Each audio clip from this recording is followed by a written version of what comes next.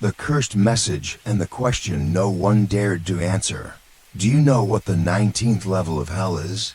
People often whisper about cursed places, an abandoned hospital where lights flicker at midnight, a haunted alleyway where no footsteps echo back, or a mirror that shows something behind you even when you're alone. These stories, shared in late-night dorm talks or on internet forums at 3 a.m., always end with the same advice: don't look too closely, don't ask too many questions. But Xuân Vũ never believed in those things, until she got that message. It was a rainy Tuesday night when her phone buzzed. She was curled up in her dorm bed, watching mindless videos with one earphone in. Her roommate, Lan, was snoring lightly on the other side of the room. The rain tapped gently on the window like a lullaby, peaceful, ordinary. Then came the notification. She glanced down lazily. It was from an unknown number. No profile picture, no name. One single message. Do you know what the 19th level of hell is? She stared at it, blinking. Weird. She almost laughed. It felt like a prank, or one of those creepy chain texts from the early 2000s. If you don't forward this message to 10 people, you'll die at midnight. She deleted it. Or at least, she thought she did. At breakfast the next morning, she mentioned it to Lan, half joking. You ever get weird spam messages, like horror stuff? Lan paused, the spoon halfway to her mouth. What did it say? She asked slowly. Xuân Vũ shrugged. Something dumb. Do you know what the 19th level of hell is? Creepy, but fake. Lan didn't laugh. Her expression darkened like a switch had been flipped. You got that message? Yeah.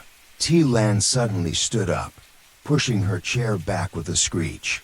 I need to go, she said quietly, and left without another word. That was the last time Xuân Vũ saw her alive.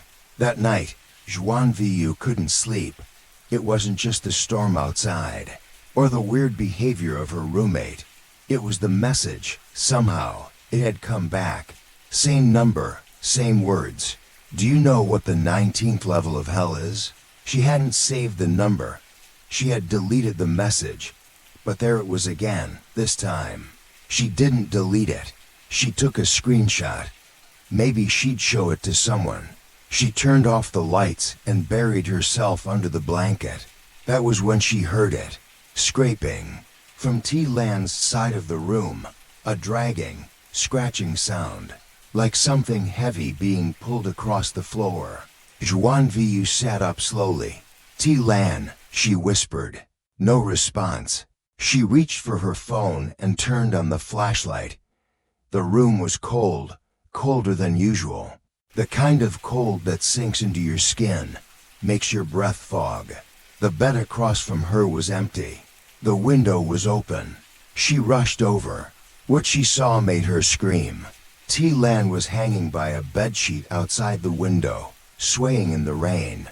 Her head twisted at an unnatural angle. Her eyes were open, staring right into the room. The school ruled it a suicide. Her parents were devastated. The dorm was cleared, the room sealed. Xuân Vũ was transferred to a new building. No one talked about it. The university moved on like nothing happened. But she couldn't. Something didn't sit right. Why did Lan leave so suddenly that morning?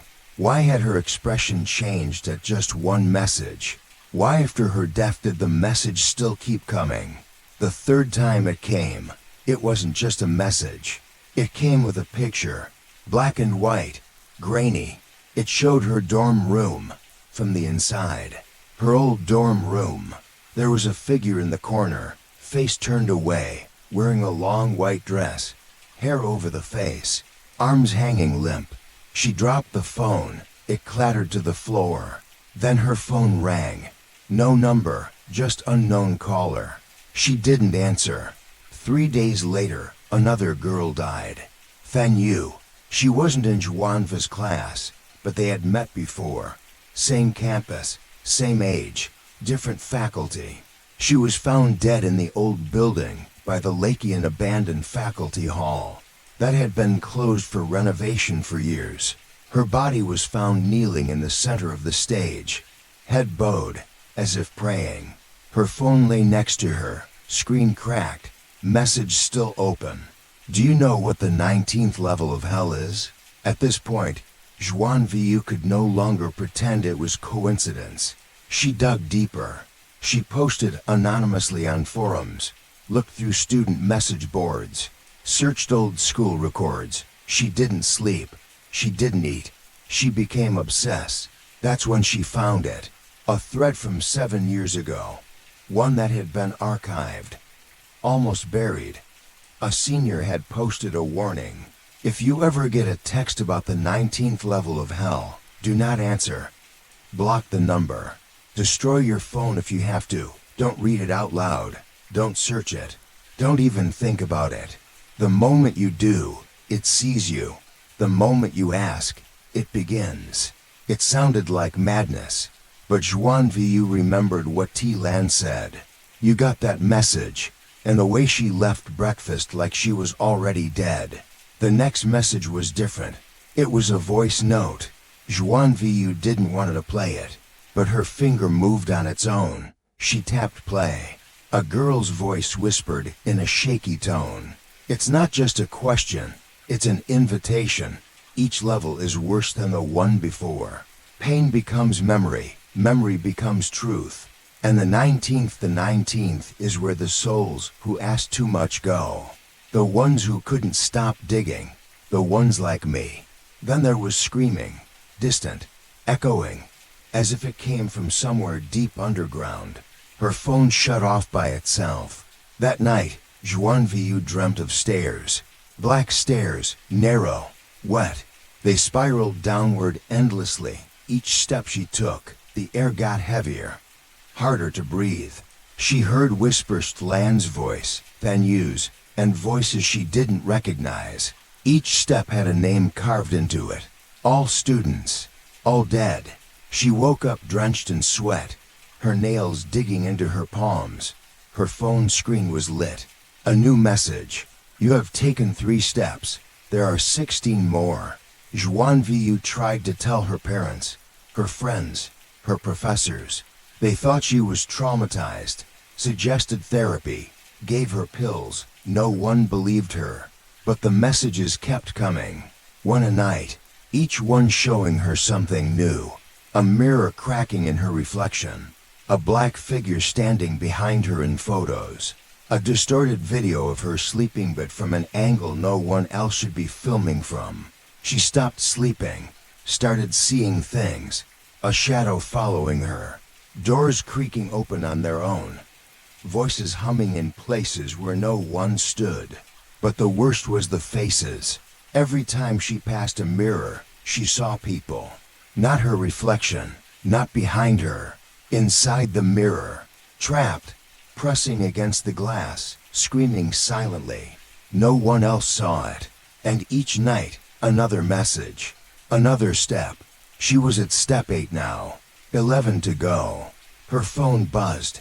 A video this time. It showed her, staring blankly into the camera, whispering, "You shouldn't have asked." Then the screen cut to black, and a single message appeared. Do you know what the 19th level of hell is? Xuân Vũ could no longer answer, because now she knew. Lan's death, the nightmare begins in the dormitory. There are deaths that shock people, and then there are deaths that silence them. Lan's was the latter.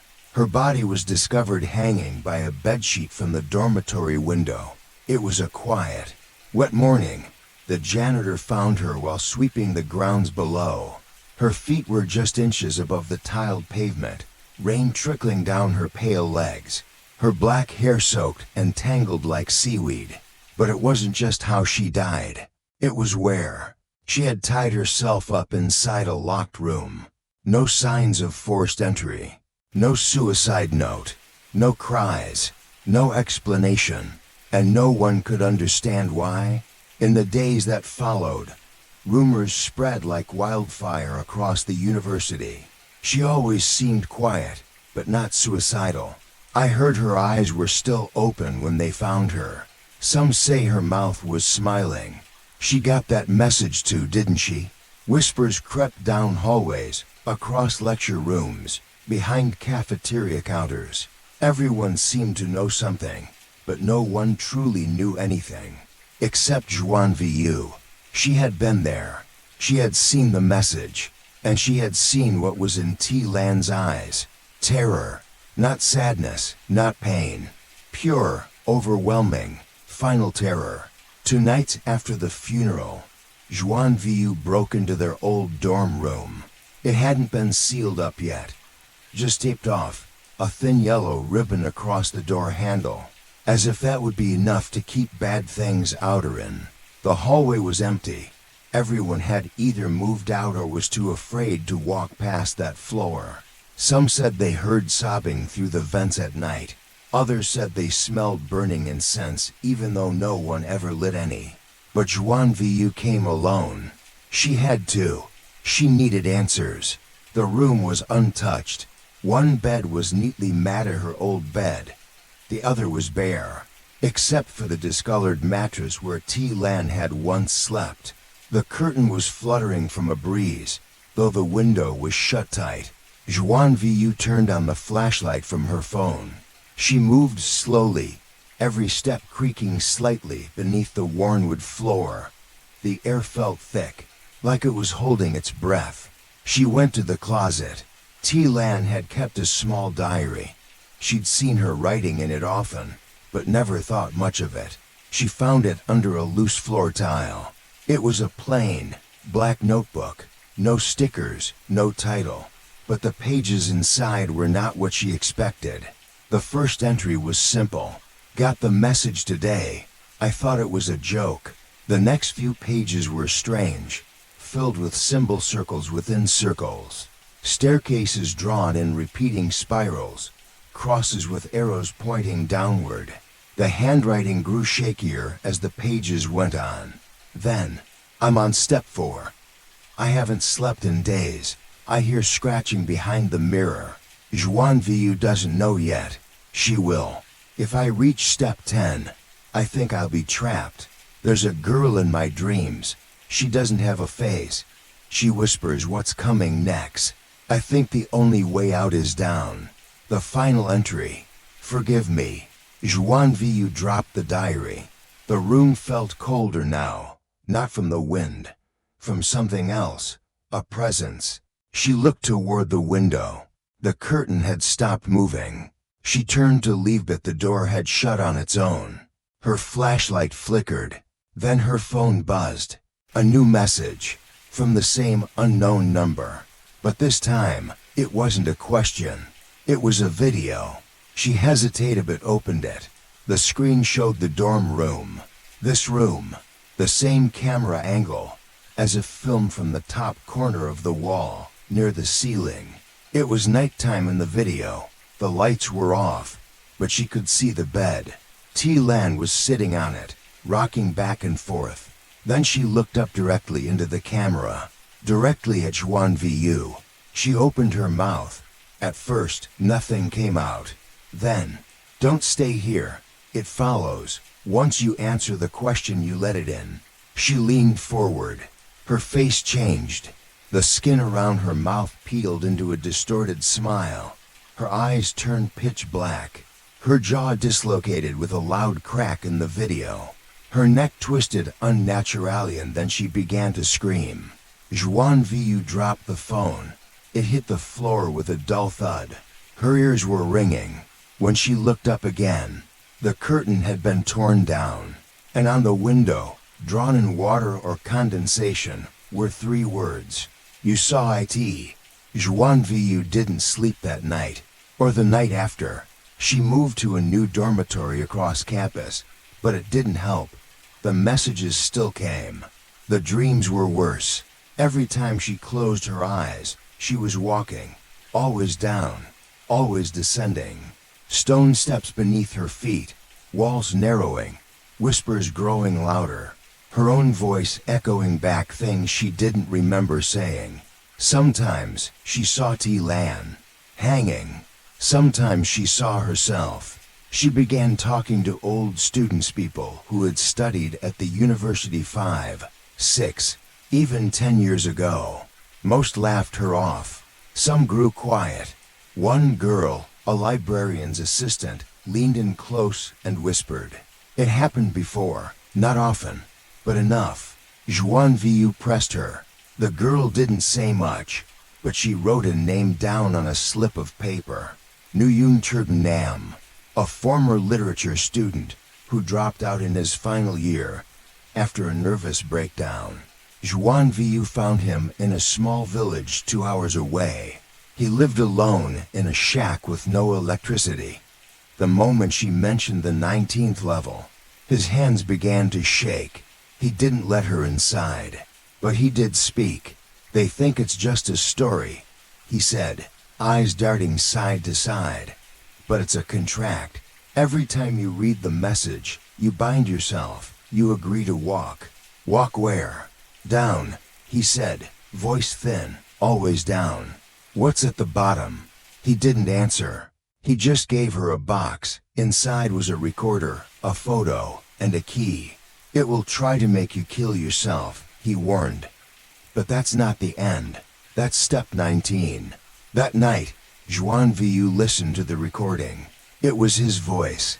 You're hearing this because you're like me. You asked too many questions. You wanted to know what wasn't yours to know. That's how it starts. There was static. I thought T. Lan was the first. She wasn't. There were others. Some walked deeper than others. Some never came back. Their bodies are here, but they're empty. They say the 19th level is where time loops, where guilt eats you alive, where you're forced to relive what you feared most. And worse, it spreads. The recording ended with whispering. Too faint to catch, but enough to make her skin crawl. She checked the photo. It was a group of students, maybe 10, all smiling. In the back, Lan, and another face she didn't recognize. Someone with no eyes. That night, Xuân Vu's dream changed. She wasn't walking down the stairs anymore. She was at the bottom. A dark corridor, doors on either side. All closed except one. Inside, she saw herself, sitting in the dorm room, smiling, waiting. She woke up gasping. Her phone buzzed. Another message. This time, just 2 words. Step 9. Then you in the haunted school, the secret no one dares to speak. There are places people refuse to enter, even in daylight. Old buildings with cracked windows, where curtains sway behind broken glass. Corridors that echo more than just footsteps. Stairs that lead somewhere but never feel like they lead back. At Xuân Vu's university, that place had a name. Building C. Some students called it the drowned wing. Others just said don't go there. But no one dared say its full story aloud. Not until Then You died inside it. Then You had always been the calmest one in the group, while T. Lan was quiet and observant, and Xuân Vũ was skeptical and curious. Then You was always balanced, grounded. She believed in signs, kept crystals in her bag, burned sage when the room felt heavy. So when Then You stopped replying to messages, stopped showing up to class, stopped posting photos of her tea rituals and her bookshelf, Xuân Vũ knew something was wrong. Then came the news. They found her in Building C, kneeling in the old theater hall, her head bowed, eyes closed, hands placed neatly on her knees like she was meditating. But she wasn't praying. She was already dead. Campus security refused to talk about it. The official report said natural causes, no details, no media coverage. But Xuân Vũ had seen it. She saw the picture leaked online before it was taken down. A single frame, blurry and grainy, but clear enough. Then Yu's mouth was sewn shut.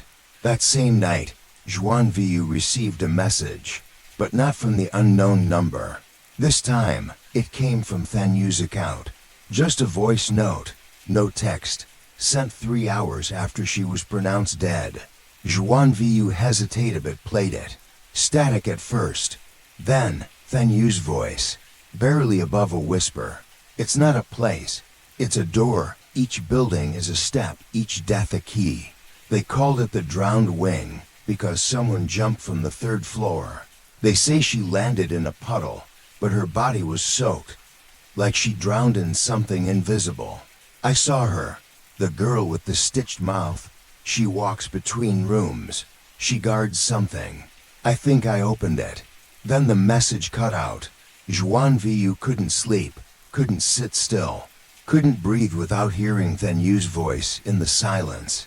She had to go to Building C. The entrance was chained shut, but she found a side door bent and rusted near the back. It led through a series of dark, crumbling hallways. Everything smelled like wet cement and old paper. Her flashlight beam shook slightly as she moved. Graffiti lined the walls, some of it playful, some vulgar, but some were symbols she had seen in T. Land's diary. Spirals, arrows pointing down. A single word repeated in red, step. She reached the theater hall. The stage was large, dusty, and cracked. In the center, the faint outline of where Then Yu had died was still visible. A clean, dry mark in an otherwise wet, mold-stained floor. She stepped closer. The air changed, denser, like breathing underwater. Then she saw it. At the back of the stage, hidden behind a collapsed curtain, a door, wooden, ancient, with a lock that looked older than the building itself. And next to it, carved into the wall, was a phrase.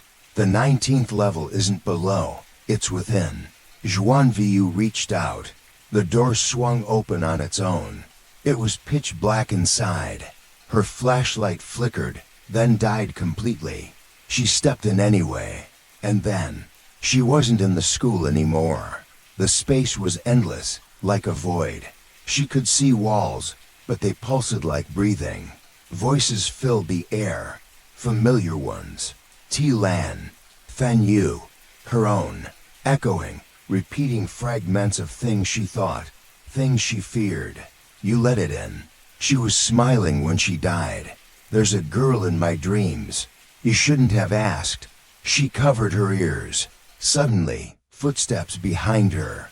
Slow, wet, dragging. She turned. Nothing. But the breathing sound grew louder, closer. She tried to step back but hit a mirror. Where did that come from? She turned to it and saw herself. But not quite. The reflection was smiling, and its mouth was sewn shut. She screamed and stumbled backward. And just like Thatch was back, on the stage, the door gone, curtains still collapsed, nothing behind it now but cracked concrete. Her phone buzzed. New message. From the unknown number again. Step 11. She ran.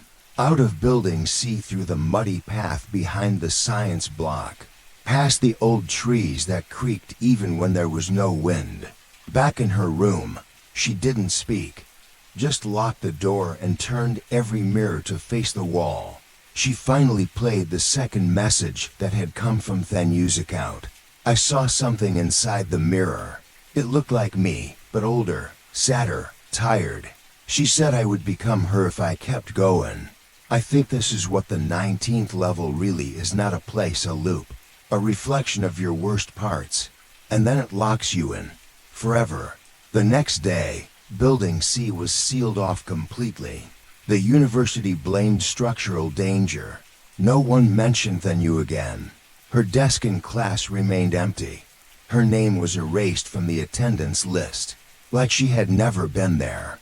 But Xuân Vũ still had the voice notes, and the key, and the stitched smile in the mirror. She tried talking to the counselor, tried explaining that two of her closest friends had died after receiving the same message, that she had seen them in dreams and mirrors, that something was following her.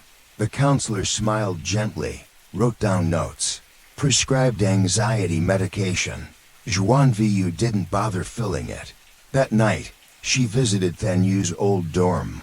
The room was cold, abandoned. On the wall, someone had drawn a stairwell in black ink. Next to it, in sloppy handwriting, you don't go to the 19th level, you become it. Underneath that, a list of names: T. Lan, Fen Yu, several others, and the last name, Xuân Vũ. She tried to wipe it off, but the ink wouldn't smudge. That night, her dream changed again. She wasn't descending. She was sitting in a circle, surrounded by others, faces blurred, voices murmuring. In the center of the room, a mirror. They each stepped forward, one by one, and whispered something into it. When it was her turn, the reflection whispered back, "You're not Xuân Vũ anymore." She woke up gasping. Phone buzzing. Step 12. The strange symbols in the message who's controlling their fate. Xuân Vũ hadn't slept for 3 days. Ever since he received the strange message, "Do you know the 19th level of hell?" His life had begun to unravel. First, T. Lan's death in the dorm room, a suicide with no warning. Then Fen Yu, his closest friend since childhood, vanished into the shadows of the same cursed university, and was later found dead near the old well, behind the music building. To deaths into weeks, and he was the last one from their group still alive. On the 4th night, Xuân Vũ sat alone in his room, phone in hand, scrolling back to that first message. Something about it felt wrong. Not just the words, but the spacing, the rhythm, the subtle flicker in the font every time he stared too long. He screenshotted it and transferred the image to his laptop. As he zoomed in, squinting at the pixels, his heart skipped a beat. There were faint markings between the letters, tiny sigils, almost invisible, like static noise shaped into symbols, not random glitches, but deliberate, intricate signs. He recognized one, a spiral with a dot in the center. He had seen it on the wall near T. Lan's bed the day she died. Back then, he thought it was just a doodle. Now he wasn't so sure. He searched online, but found nothing that matched the symbols. It was only when he stumbled across a buried thread on an archived occult forum that he felt the first sting of true fear. A user named Veritas19 had posted, "If you're seeing them, it means you've already been chosen. The marks are not meant to be read. They're invitation skis. The 19th level isn't a myth, it's a trap. And once the code awakens in your mind, you can't unsee it." Xuân Vu's breath caught in his throat. He turned off his laptop, but the symbols lingered, burned into his vision. Whenever he blinked, he saw them flash like afterimage floating in the darkness behind his eyes. Then came the hallucinations. It started with whispers in the shower. He'd turn off the water and listen to nothing. But the moment he turned the tap back on, the whispers returned. Faint voices repeating fragments of the message. "Do you know, no." One night, as he walked past the empty hallway to the art department, he saw T. Lan. She was standing in front of her old locker, wearing the same red scarf from the day she died. He called out to her, but she didn't move. She didn't even breathe. When he ran toward her, she vanished before his hand reached the door. Back in his dorm room, Xuân Vũ tried to convince himself he was just tired. Grief and guilt were playing tricks on his mind. But then he received a new message. Sender, unknown. "You're close, don't stop now. She's still with you." Attached was a distorted image, blurry, gray. It took him a few seconds to realize what it was. A photo of himself, sleeping in bed, taken from the corner of his room. He threw his phone to the ground. Someone was watching him. Something was watching. He left campus that night and took a bus back to his hometown. Maybe distance could protect him. Maybe whatever this was would fade if he stepped away. But when he reached the village, the dreams followed. In the dreams he wandered along, cracked staircase spiraling downward. The deeper he went, the darker the air became. The walls were covered in the same sigils. Some pulsated softly, like they were alive. At the very bottom was a door, black and breathing. as if made of skin. From behind it, something waited, something vast and old and patient. He always woke up screaming before the door opened. 3 days later, Xuân Vũ found himself back at the university, pulled by a force he couldn't name. He didn't remember buying the return ticket. He didn't remember packing his bag. He just appeared, standing outside the campus gate in the rain, holding his umbrella, heart pounding like a drum. He went to the library. Somewhere deep inside, there had to be answers. He started in the forbidden archive section, old newspapers, student records, dusty journals. That's when he discovered the case of Pham Jolin, a music student from 2003 who had also received strange messages. Her journal entries were never made public, but Xuân Vũ found them hidden inside a sealed envelope labeled restricted. Psychological evaluation. Jolin had described the same symptoms: hallucinations, symbols, dreams of the spiral staircase. Her last entry read, "They say the 19th level doesn't exist, but I've been there, every night. The door is opening wider. They want more souls. I won't let them take mine." She died 3 days later. Suicide, official records claimed. But Xuân Vũ knew better now. The symbols were a kind of curse language, a visual virus. Once you saw them, they embedded into your subconscious, drawing you toward the 19th level metaphysical prison that fed on the fear and despair of those who entered. The text wasn't just a message. It was a seed, a doorway in the mind. He decided to confront it. That night, Xuân Vũ prepared a ritual based on Jolin's writings. It wasn't traditional, he wasn't religious, but desperation drove him to try. He painted the spiral symbol on his floor in chalk, lit candles at each corner, and placed his phone in the centerpin to the original message. He whispered aloud, "I see you, I acknowledge you, but you do not control me." For a moment, there was silence. Then the flame flickered violently. A gust of wind swept through the sealed room. The shadows grew longer, darker. The phone began to vibrate. Another message appeared. "Too late, Xuân Vũ. The door has opened. The descent has begun." The chalk spiral glowed faintly, and he collapsed. When Xuân Vũ awoke, he was lying in a place that wasn't his room. It was stone, cold. The air was thick and damp.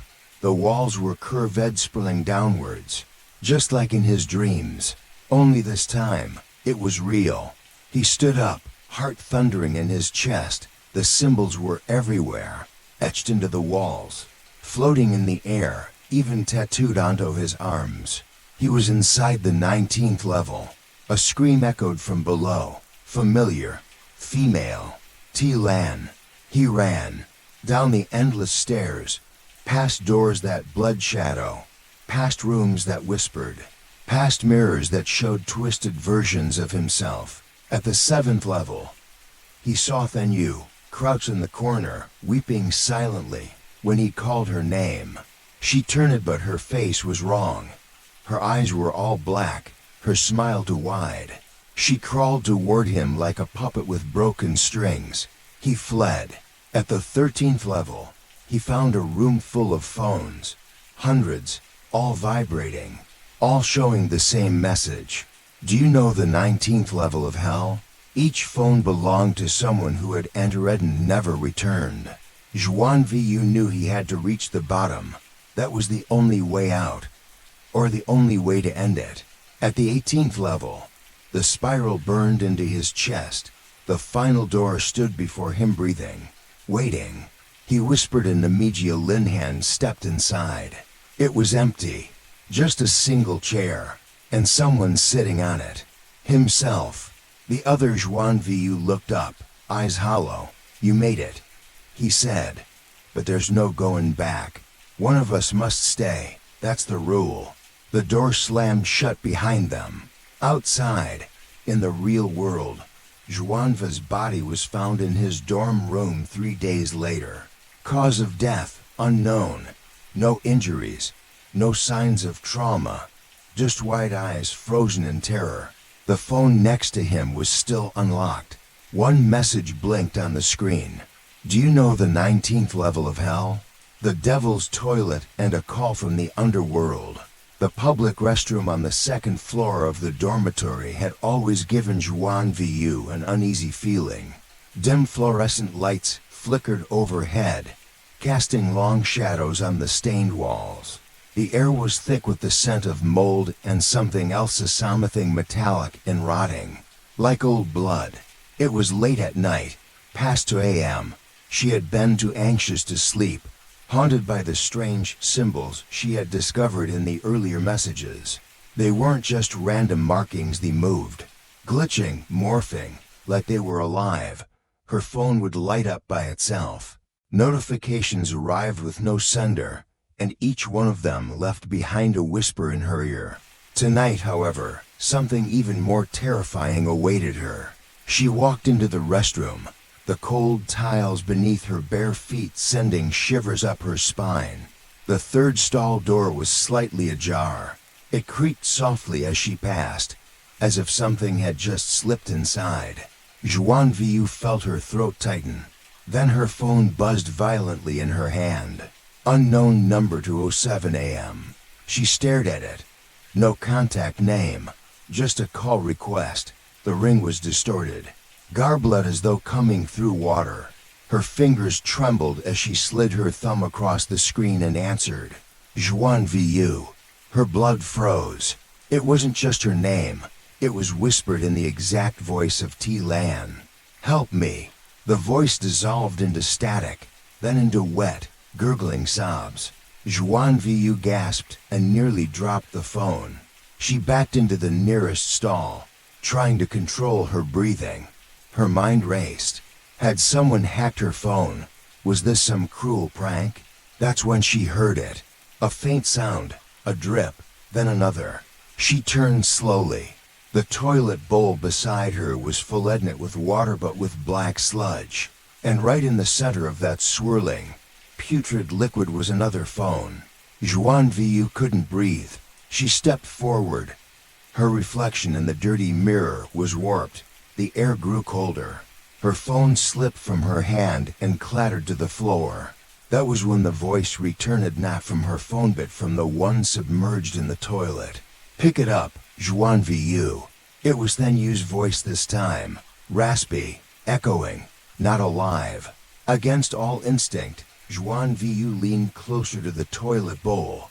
The phone inside buzzed again, sending small ripples through the sludge. Its screen lit up, calling you. Her heart hammered in her chest. She reached in with trembling fingers, the sludge cold and thick, pulling her hand in like it was alive. She grasped the phone and yanked it out. Her hand burned. Her skin had started turning gray around the fingers. The phone, now in her palm, vibrated again and answered itself. Now you see it too, said the voice on the line. Now you're one of us. Who are you? Xuân Vũ managed to whisper. Static. Then a new voice. Mailed hollow. Room 403, under the floorboards.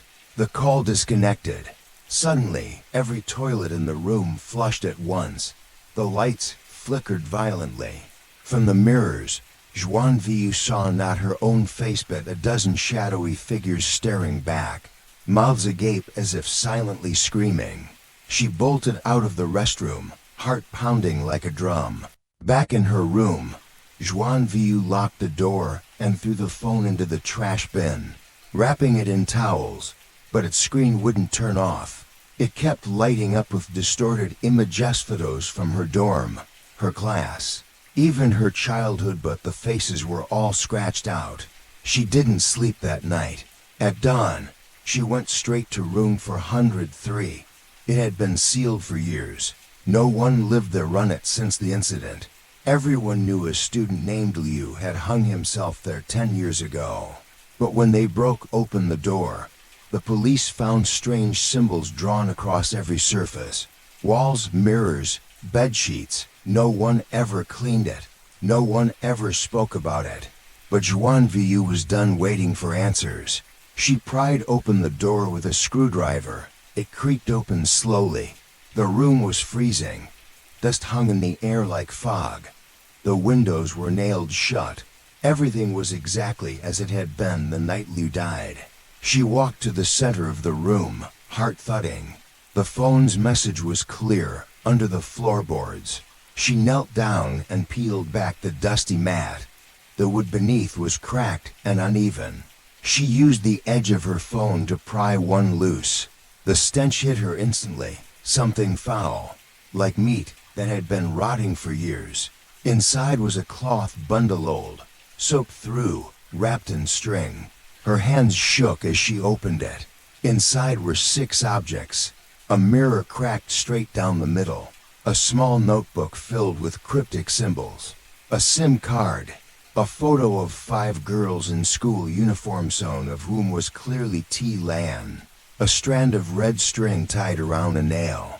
A folded piece of paper with one line written in blood-red ink. The 19th is watching. You answered the question. Suddenly, the phone she retrieved from the toilet somehow back in her bag lit up and rang again. She didn't touch it. The floorboards around her began to creak and groan. Then a voice low and ancient echoed through the room. 1 died. 2 followed. You are next. Xuân Vũ screamed and ran from room 403. She took the notebook to the university archives, desperate to find anyone who might know what those symbols meant.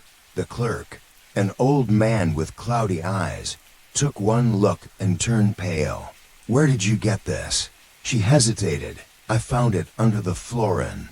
Don't say the room's number, he interrupted. Don't give it power. What does this mean? She asked. He turned the notebook and pointed at a repeating pattern. This is not a language, it's a curse. This is the writing of the 19th level.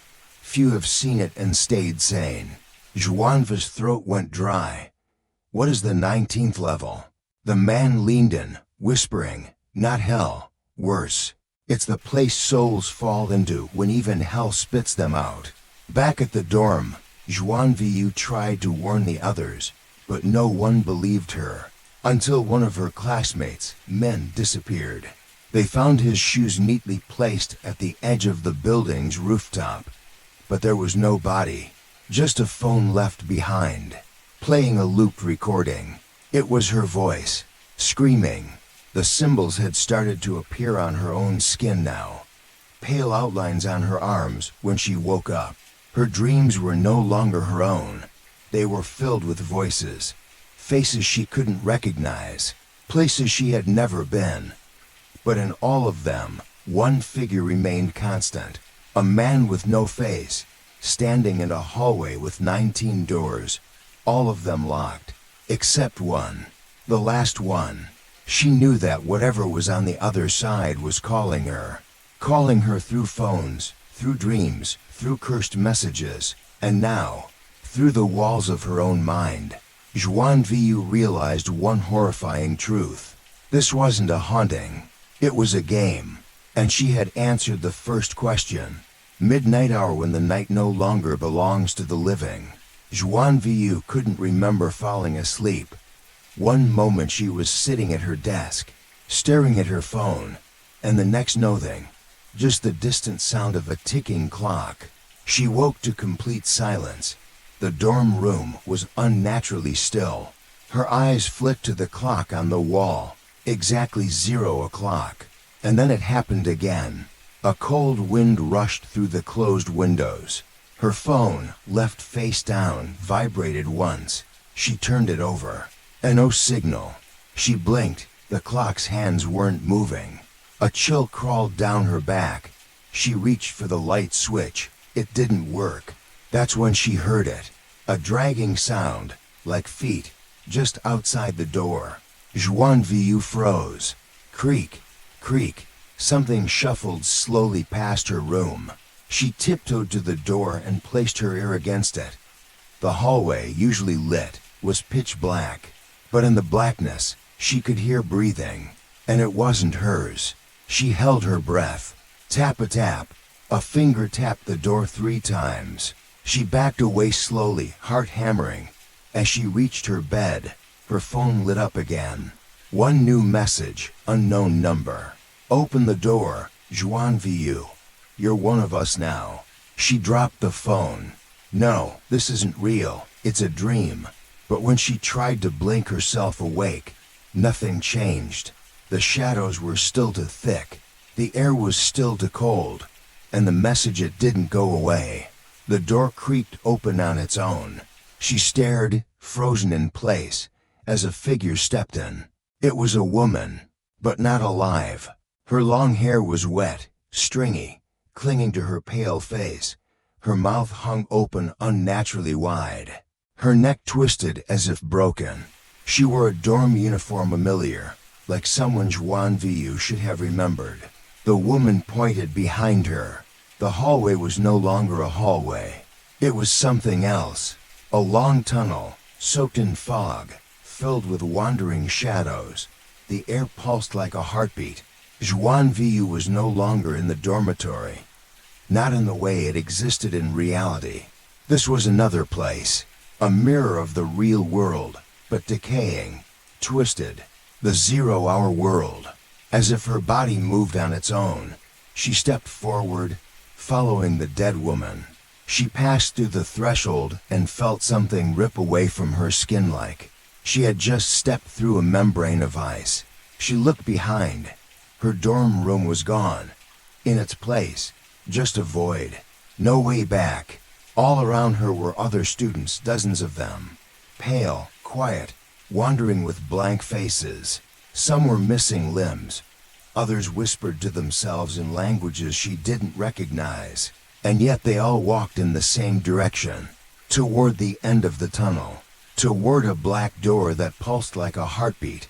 As she was pulled forward with the crowd, a voice whispered in her ear. But no one was near her. When the clock strikes midnight, we walk until we're chosen. And if you stop, they'll find you. Xuân Vũ turned sharply. No one looked at her. She moved with the others, her bare feet against the wet, pulsing floor. Suddenly, from the shadows, a scream. One of the wanderers broke from the path. He ran, but something caught him. It was fast, tall, bone white. It didn't walk, it glided.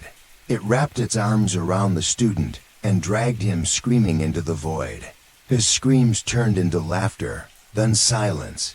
The others didn't stop walking. Xuân Vũ clenched her jaw and kept moving. This wasn't a dream, it was something else. The black door at the end of the tunnel grew closer. There was something carved on it. She couldn't read it, but it moved like it was alive, like symbols burned into flesh. Behind her, more shadows began to stir. Another message vibrated in her pocket, but she didn't check it. She reached the door, and just before she could touch it, everything froze. The lights blinked out, and then, she was back in her dorm room. The clock now said 12:01. She was sweating. Her feet were wet. There was mud on the floor. Xuân Vũ gasped and stumbled back against the wall. Her phone lit up again. A missed call, from the same unknown number, and a voice message. She hesitated, then hit play. It was her own voice, but distorted, low, as if buried underground. Don't fall asleep before midnight, or the door will open again. Xuân Vũ stared at the phone. Then another message came in. Photo message. She opened it. It was a selfie of her, but she hadn't taken it. In the background of the photo was the black door, just like in the tunnel. But this time, it was inside her dorm room. Suddenly, a pounding sound exploded from her closet. 3 slow knocks. Xuân Vũ screamed and ran from the room. She didn't care if it was midnight. She didn't care if the security guard would scold her. She needed to get out. She burst into the hallway only to find it empty, silent, cold. The emergency lights flickered. Her footsteps echoed too loudly. When she reached the stairs, someone was waiting. A girl, long black hair, red hoodie. She smiled, but it didn't reach her eyes. Xuân Vũ, The girl said. You saw the tunnel, didn't you? Xuân Vũ hesitated. Who are you? The girl didn't answer. She handed her a notebook, old, stained, burned in the corners. Everyone who's seen the 0-hour world gets marked, the girl said. If you don't want to end up like the others, you have to find the name. What name? Xuân Vũ asked. The girl turned. You'll know when it whispers to you. Then she vanished down the stairs. Xuân Vũ opened the notebook. Inside were names, dozens of them. Some scratched out, some circled, some smeared in red ink. On the last page, written in shaky handwriting, was a note. If you're reading this, it means you've seen the other side.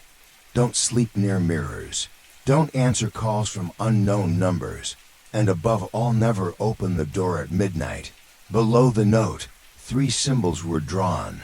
Xuân Vũ had seen them before in the hidden texts inside the previous messages. Her hands trembled. Suddenly, the emergency light behind her flickered and she saw her reflection in the window glass. But her reflection wasn't moving the same way she was. It was smiling. And behind her reflection the black door had returned. The faceless woman in white, a warning from the dead. The nights at the dorm had become unbearable. Ever since Xuân Vũ discovered the symbols hidden in her phone messages, and was dragged into a midnight world filled with wandering souls, reality no longer felt real. Daylight became a temporary pause between the horrors of the night. She hadn't slept in days, and her skin had turned pale, almost translucent, like someone fading away. But the worst had yet to come. It started quietly, a presence. At first, she thought it was just a shadow at the edge of her vision. Then it became clear, a white dress, long, tattered, soaked at the hem as if it had been dragged through muddy water. The figure never showed its face. It would just appear standing at the end of the hallway, outside the bathroom, behind her reflection in the mirror, always behind her, and always silent, until one night, Xuân Vũ finally turned fast enough to face it. Nothing. There was no one. But the air behind her smelled of wet earth and old incense, the kind burned at temples during funerals. She touched her chest and felt her heart pounding. Her phone buzzed. A message. From an unknown number. No name, no profile picture. Just one sentence. Don't turn around when you hear her breathing. Xuân Vũ dropped the phone. Her hands were trembling. She scanned her room. Nothing moved. Her roommate had gone home for the weekend, leaving her alone. That night, the faceless woman appeared again. Xuân Vũ was brushing her teeth when she saw the hem of a white dress pass behind her in the mirror. Her body froze. The sound of water dripping became deafening. She didn't move, didn't breathe. She stared into the mirror and waited. Then she heard it. Breathing. Wet, hoarse, dragging. Right behind her. She remembered the message and fought every instinct that screamed at her to turn around. Instead, she slowly backed out of the bathroom without looking. As soon as her foot crossed the threshold, the bathroom door slammed shut by itself. Locked. Xuân Vũ didn't sleep that night. The next day, she confided in her classmate Nam. He didn't laugh. He looked disturbed. Nam leaned in and whispered, I think she's one of the 3. Xuân Vũ frowned. 3 what? He hesitated. 3 souls that never left the dorm. Nam told her a story that had been buried deep beneath the school's cheerful orientation speeches and fresh paint. Years ago, a female student went missing from the dorm. Her roommate reported her as having left after midnight in a white dress. They found her body 3 days later in the water tank above the dorm. No one could explain how she got there. Since then, 2 other students who lived in that same room had died from suicide. One simply vanished without a trace. They say she appears to those marked by the curse, Nam said. And once you see her face, it's too late. Xuân Vũ felt cold. Did they ever see her face? Nan nodded slowly. One of them did. Before she jumped off the 5th floor, she screamed, "She has no face. She stole mine." Xuân Vũ swallowed hard. That night, Xuân Vũ moved her bed closer to the window, hoping natural moonlight would keep the shadows away. But it was cloudy. The room was pitch black. She wrapped herself in blankets and kept the light on. Her phone buzzed again. Another message. This time, "She's behind the curtain." Her breath hitched. Her window had a thin white curtain, swaying gently despite the window being closed. Slowly, silently, she approached it. Her trembling hand reached for the fabric. She yanked it aside. Nothing. Only glass. But a reflection. A white silhouette behind her in the room. She spun around. Empty. Xuân Vu's scream died in her throat. The reflection was gone. The room was silent, but the floor beneath her feet felt wet.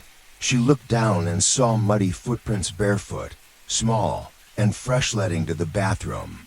She wasn't alone anymore. She ran to the school chapel the next day, where she met Sister Anne, an old nun who had once taught spiritual guidance at the university. The chapel was dim, lit only by candles and heavy with the scent of sandalwood.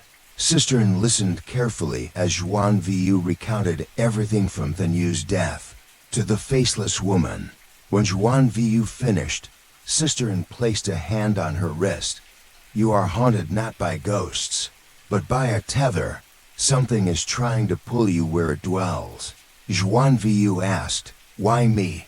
Sister Anne looked toward the altar and whispered, "Because you looked where others refused.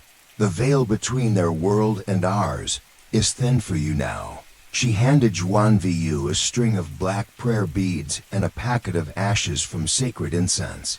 "Sprinkle this in the corners of your room, and when midnight comes, do not speak her name. Do not acknowledge her." Xuân Vũ did as instructed. But that night, exactly at 12 a.m., the faceless woman appeared again. This time, Xuân Vũ woke up to find her sitting at the end of her bed. The dress was soaked. The woman's long black hair clung to her shoulders like seaweed, and where her face should have been was only skin. Smooth, featureless, no eyes, no nose, no mouth. But somehow, Xuân Vũ heard her voice, echoing directly in her skull. "You are me, and I am you. Come, see what I saw." Suddenly, Xuân Vu's vision blurred. The room melted into darkness. She was no longer in her bed. She stood in a cold, tiled room. Water dripped from the ceiling. The walls were moldy, covered in something like fingerprints. Hundreds of them. In front of her, a mirror. She stepped closer. The mirror didn't show her reflection. Instead, it showed a girl in white. The girl raised her hand and pointed to the corner behind Xuân Vũ. Xuân Vũ turned. A toilet. The lid slowly lifted by itself. Inside, a phone, buzzing. She stepped forward and picked it up. The screen lit up. "Return what you took." She stared at the message, confused, shaking. "I didn't take anything," she whispered. The voice answered immediately. "You took my place." Suddenly, the lights snapped on. She was back in her dorm, alone. The bathroom light flickered, then died. The door creaked open. The smell of incense and wet soil filled the air again. Xuân Vũ stood still, clutching the black beads tightly. The faceless woman had vanished, for now. But Xuân Vũ understood something new now. This wasn't just a haunting. This was a replacement, a ritual, a trade. Somewhere in the depths of this cursed place, a balance had been broken, and the dead were trying to restore it. By choosing her, the diary of the survivor, a way out of hell, Xuân Vũ couldn't sleep after seeing the woman in white with no face. The silence in the dorm was suffocating. Even the air seemed to weigh on her chest. She kept staring at her phone screen, half afraid that another cursed message would appear. But nothing came. Instead, something stranger happened. At dawn, when the first light crept in through the cracked window pane, she noticed something unusual tucked under her door. It wasn't a letter or another message. It was a torn spiral notebook, old and yellowed by time, with the words "property of Lejacan" scribbled faintly across the cover in black ink. Lejacan. The name struck a chord. Xuân Vũ remembered it from her endless internet searches. There had once been a student by that name who had stayed in this dorm, specifically room 1 for BFIVE. Years ago, he had reportedly gone insane, muttering about messages from the beyond and a clock that resets at midnight. And then, one day, he just disappeared. His body was never found. With trembling fingers, she opened the first page. Entry the 1st of October 12th to 33 a.m. They think I'm paranoid. Maybe I am, but someone or something is trying to contact me. Every night at 12 o'clock sharp, I get a message with strange symbols. My roommate thinks I'm joking. He doesn't see the texts. No one else does. Entry the 3rd of October 14th, 12:05 a.m. The symbols are changing. They look like coordinates now, or maybe a code. I tried copying them into an online translator, and my computer crashed. Entry the 7th of October 17th, 1 a.m. I saw her, a girl with long hair, white dress, standing at the foot of my bed. She has no eyes, no mouth, just skin. I screamed, but when I turned on the light, she vanished. I'm not sure what's real anymore. Entry the 9th of October 18th, 11:59 p.m. They want me to play a game. Xuân Vũ flipped to the end of the diary. There were bloodstains smudging the last few pages. The ink was shaky, as if the writer had scribbled them in fear. Entry 21 October 24th, 12 a.m. There's a pattern. Each message contains a time, a name, and a location. It's not random. It's a countdown, and I'm not the only one receiving them. I think I've figured out the rules. If you break them, the entity comes for you. Do not delete the message. Do not block the number. Follow the instructions exactly. Never ignore the clock at midnight. Entry 22 October 25th, 12:15 a.m. I broke Rule 3. I didn't go to the place it told me. My roommate is gone. Just gone. I swear I heard him calling for help from under my bed. I didn't look. I couldn't. Entry 23 October 25th to a.m. If anyone finds this, you still have a chance. There's a way to break the loop. I found it in the university's sealed archives, an old case about a possession during the war. The key is the mirror. Midnight, the second reflection. The last few lines were nearly illegible, but 3 words stood out. Watch the mirror. Xuân Vũ looked up. Her skin crawled. There was a small mirror above her desk, one she had stopped using after seeing a strange hand in it weeks ago. The diary slipped from her fingers. For a long moment, she stared at her reflection. But it wasn't just her reflection looking back. At exactly 12 a.m. that night, her room turned ice cold. The air stilled. Her phone screen lit up without her touching it. No message, just the clock. 0 o'clock. Then the mirror rippled like water. Her reflection began to move differently, lifting its hand before she did.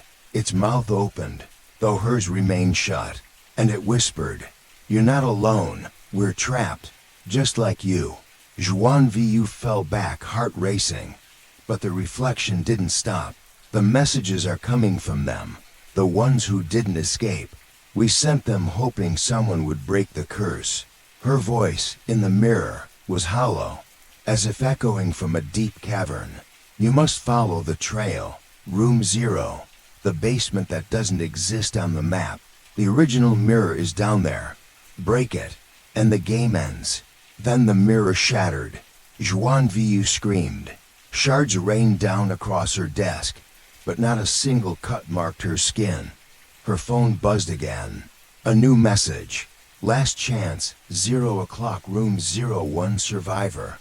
One escape, or stay forever. She didn't sleep. At 11:45 p.m., Xuân Vũ packed a flashlight, the diary, and a small hammer. Her hands shook, her breath fogged in the cold air of the hallway. Everyone else in the dorm was eerily silent, as if the building itself was holding its breath. She made her way down, past the first floor, the second. Then she pushed through the emergency stairwell, a place she had always been told was condemned. The basement door stood rusted shut, but her phone buzzed again. Push, and she did. The door creaked open to reveal a narrow hallway lit only by flickering bulbs. The walls were covered in claw marks, dried blood, and symbols she recognized from the diary. At the end of the hallway, room 0. A steel door, no handle. But as she approached, the door swung open by itself. Inside was a small room, no bigger than a janitor's closet. Dust and mildew choked the air. In the center, a full-length mirror stood, covered by a red cloth. She pulled it off. The glass showed dozens of reflections, but not hers. Each reflection was a person with hollow eyes, silently screaming. And behind them, in every reflection, was the woman in white with no face. Xuân Vũ raised the hammer. The moment she did, her phone buzzed again. Do you want the truth, or freedom? She hesitated. In the mirror, one of the trapped souls mouthed, please. She swung the hammer. The mirror exploded into dust. The light in the room surged, then vanished. Xuân Vũ was thrown back. When she opened her eyes, she was lying on the ground floor of the dormitory. It was morning. The diary was gone. So was her phone. And so was the mirror above her desk. She looked around. Life in the dorm had returned to normal. Laughter, movement, the weight was gone. For a brief moment, she thought maybe it had all been a dream, until someone knocked on her door. When she opened it, there was no one there, only a small piece of paper on the floor. Thank you, but it's not over, not yet. The 13th floor not found on the school map. The 13th floor not found on the school map. For weeks now, Xuân Vũ had been sleepwalking between two worlds of flickering lights. Whispers from toilets, faceless women, and voices calling from under her feet. But this was different. It happened during a rare moment of calm. She stayed late at the university library, hoping to research old construction blueprints. Her fingers trembled as she flipped through dusty folders. She had already read the diary from the Survivora student who once received the cursed message and escaped.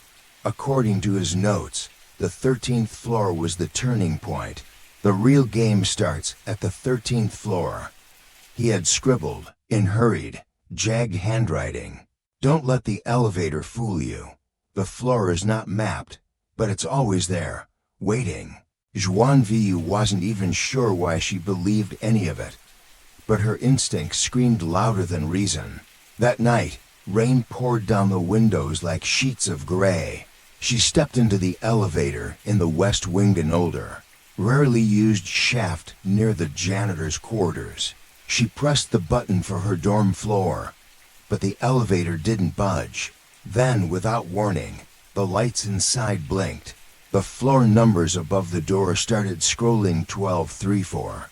No one had pressed anything. She stood frozen, heart pounding. The numbers climbed until they reached 12, then hesitated. And then impossibly went to 13. The doors slid open. Before her stretched a hallway she'd never seen before. Dim, damp, walls stained with watermarks. Faint red emergency lights flickered along the ceiling. Her breath fogged the air.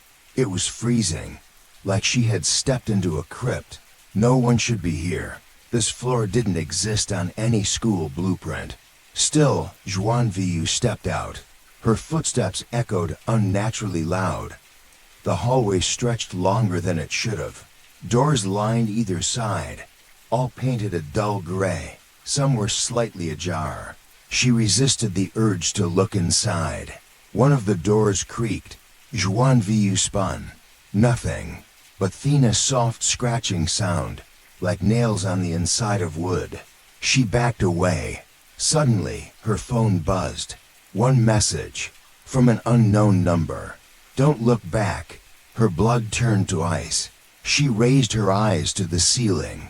A strange symbol was drawn in chalk, a spiral surrounded by crude eyes. It matched one from the survivor's journal. According to him, this symbol was the entry point.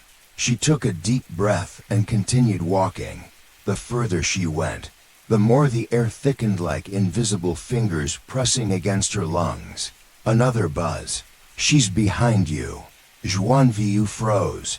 Trembling, she turned her head slowly. The hallway was empty, but something felt off, like a part of the wall had just shifted back into place.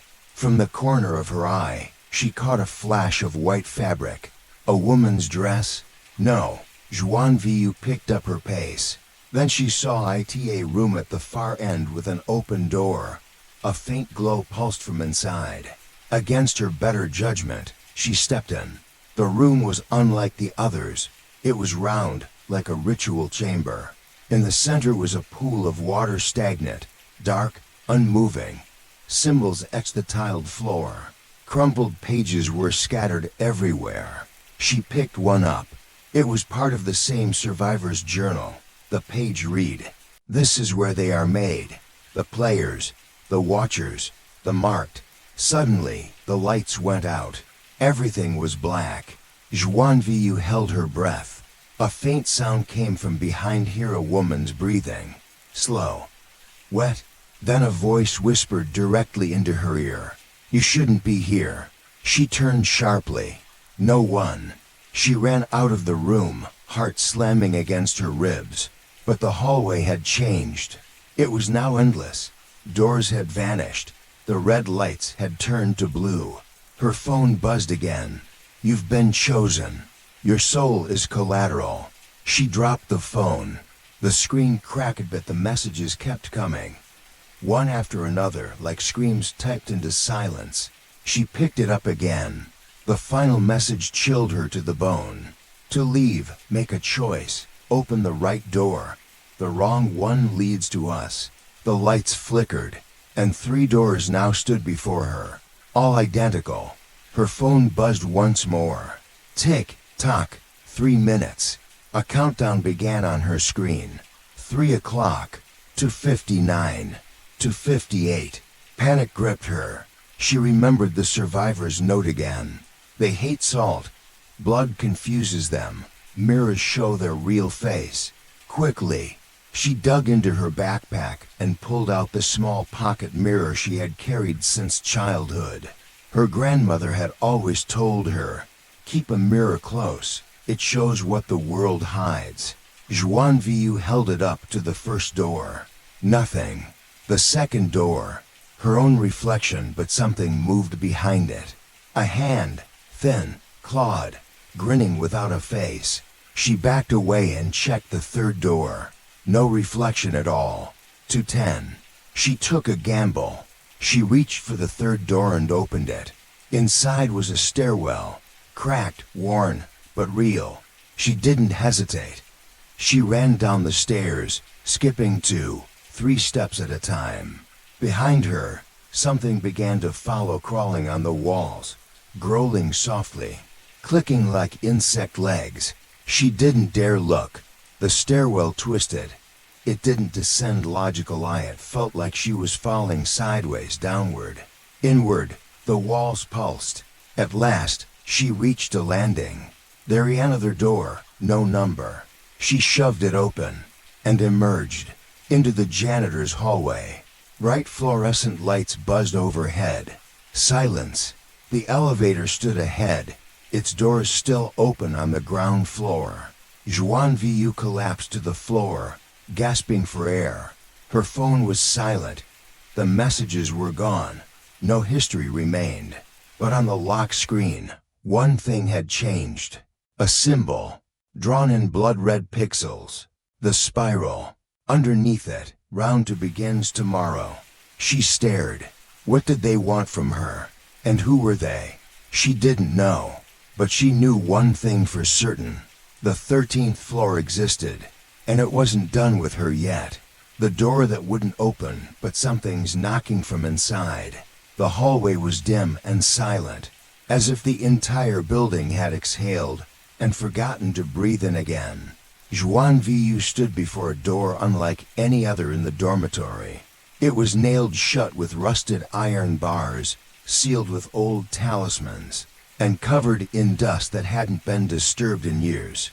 But there it was again, the soft, rhythmic knock from the other side.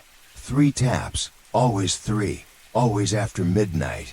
No room number, no handle, no record in the building plans. She had passed by this hallway dozens of times during her investigation of the cursed dormitory. But this time was different. The knocking hadn't stopped since she got here. It was as if the thing inside had been waiting for her. "Who's there?" she whispered. The knocking paused, and then, chillingly, resumed. 3 soft, deliberate knocks, as if to say, "You already know." She stepped closer, pressing her ear to the cold surface. Faint breathing. A rasp, like something old, dry, and barely alive, was just inches away. Xuân Vũ recoiled and clutched the notebook she had found in the previous chapter. The journal of a student who had survived the curse. She flipped to the last page, heart pounding. There it was, scribbled hastily. "Don't open the sealed door and block. See, the thing inside remembers faces. If you hear knocking, walk away. If it calls your name, run."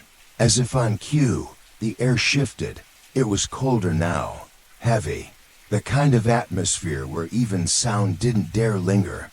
And then, a soft voice behind the door. "Vu." She froze. "You came back just like you said you would." Her knees buckled. That voice, it wasn't a stranger's, it was Diang's. But Diang was dead. Burned in the cursed bathroom on the night she received that haunted message. "No," Xuân Vũ whispered, trembling. "You're not real." "I waited," the voice rasped. "You promised to come back for me." Memories surged. Diang had been her roommate, cheerful, curious, always asking about ghost stories.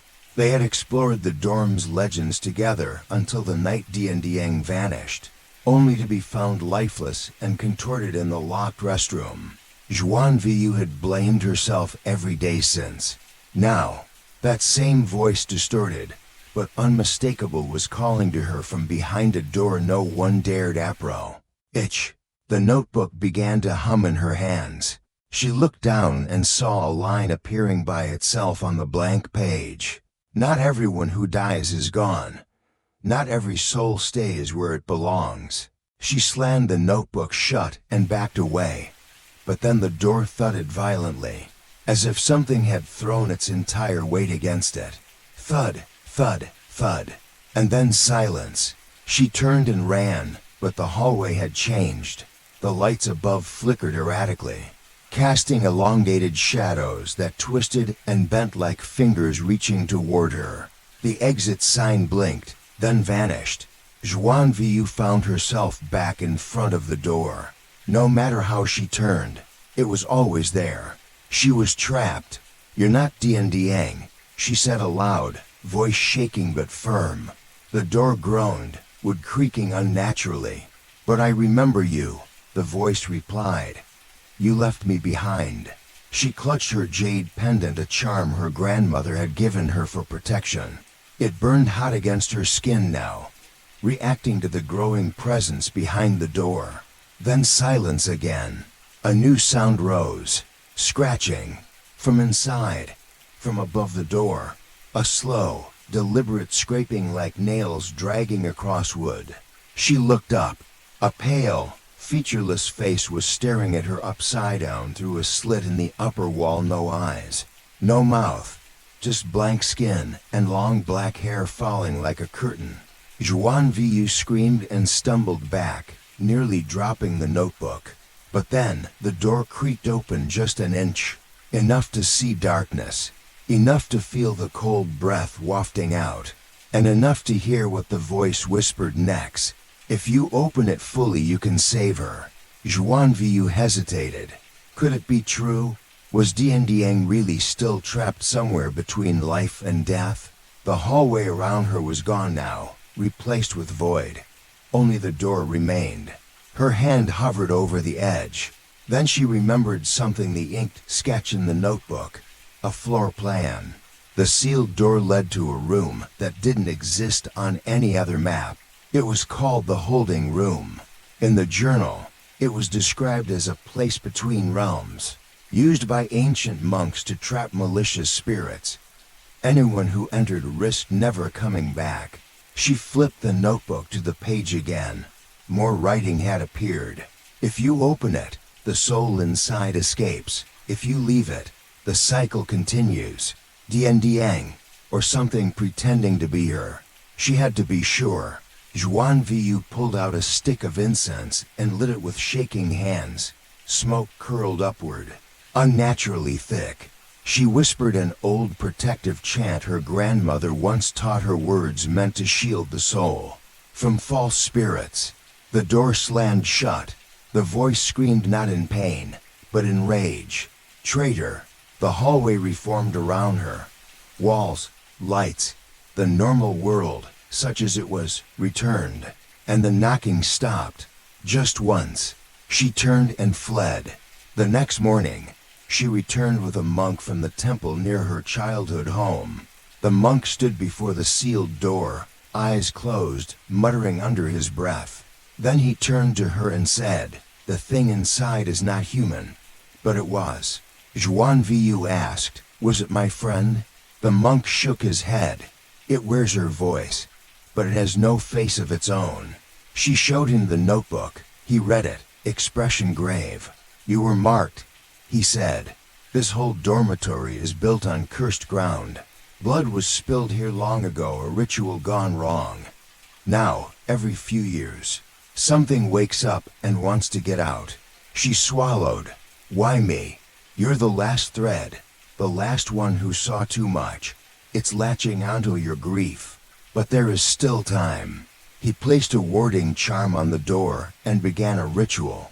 As he chanted, the door shook violently. From the inside, something screamed, not a voice anymore, but something deeper, ancient. Then silence. The monk collapsed. She rushed to him, but he was still breathing barely. His final whisper before blacking out, "There's more than one door, and not all are sealed." Xuân Vũ looked down the hallway. Another door, one she hadn't seen before, flickered into existence at the far end. It was slightly open.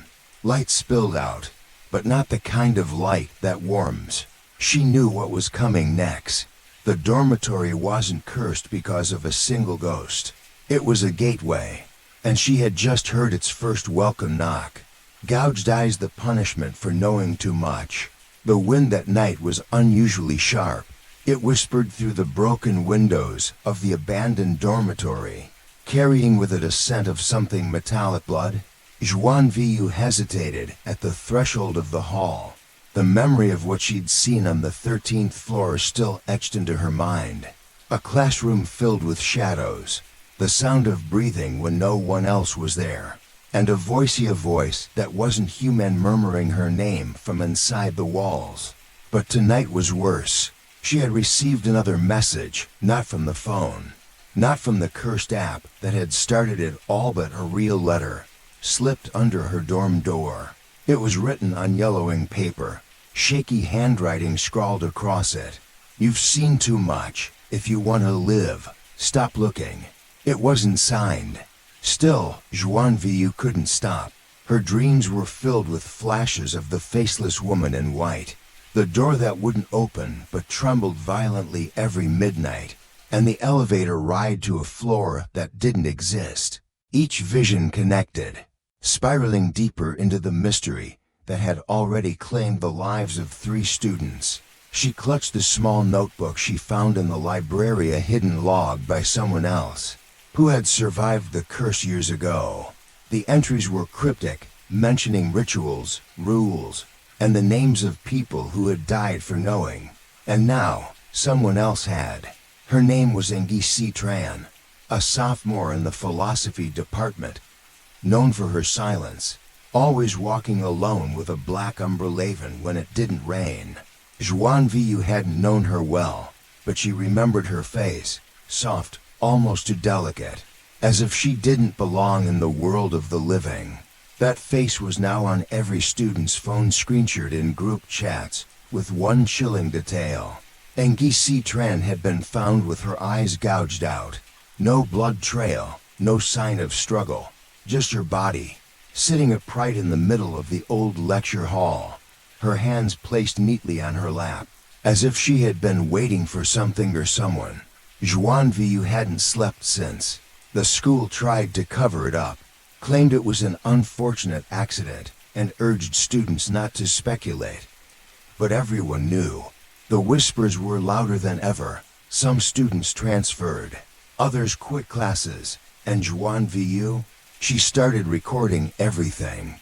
That night, armed with a flashlight and her recorder, she returned to the lecture hall, the same room where Tran had been found. It smelled like rust and old wood. The lights had been shut off. Dust danced in the beam of her flashlight, forming strange shapes in the air. Her breath clouded in the cold. The room hadn't been used in years, yet chairs were arranged perfectly, as if waiting for students.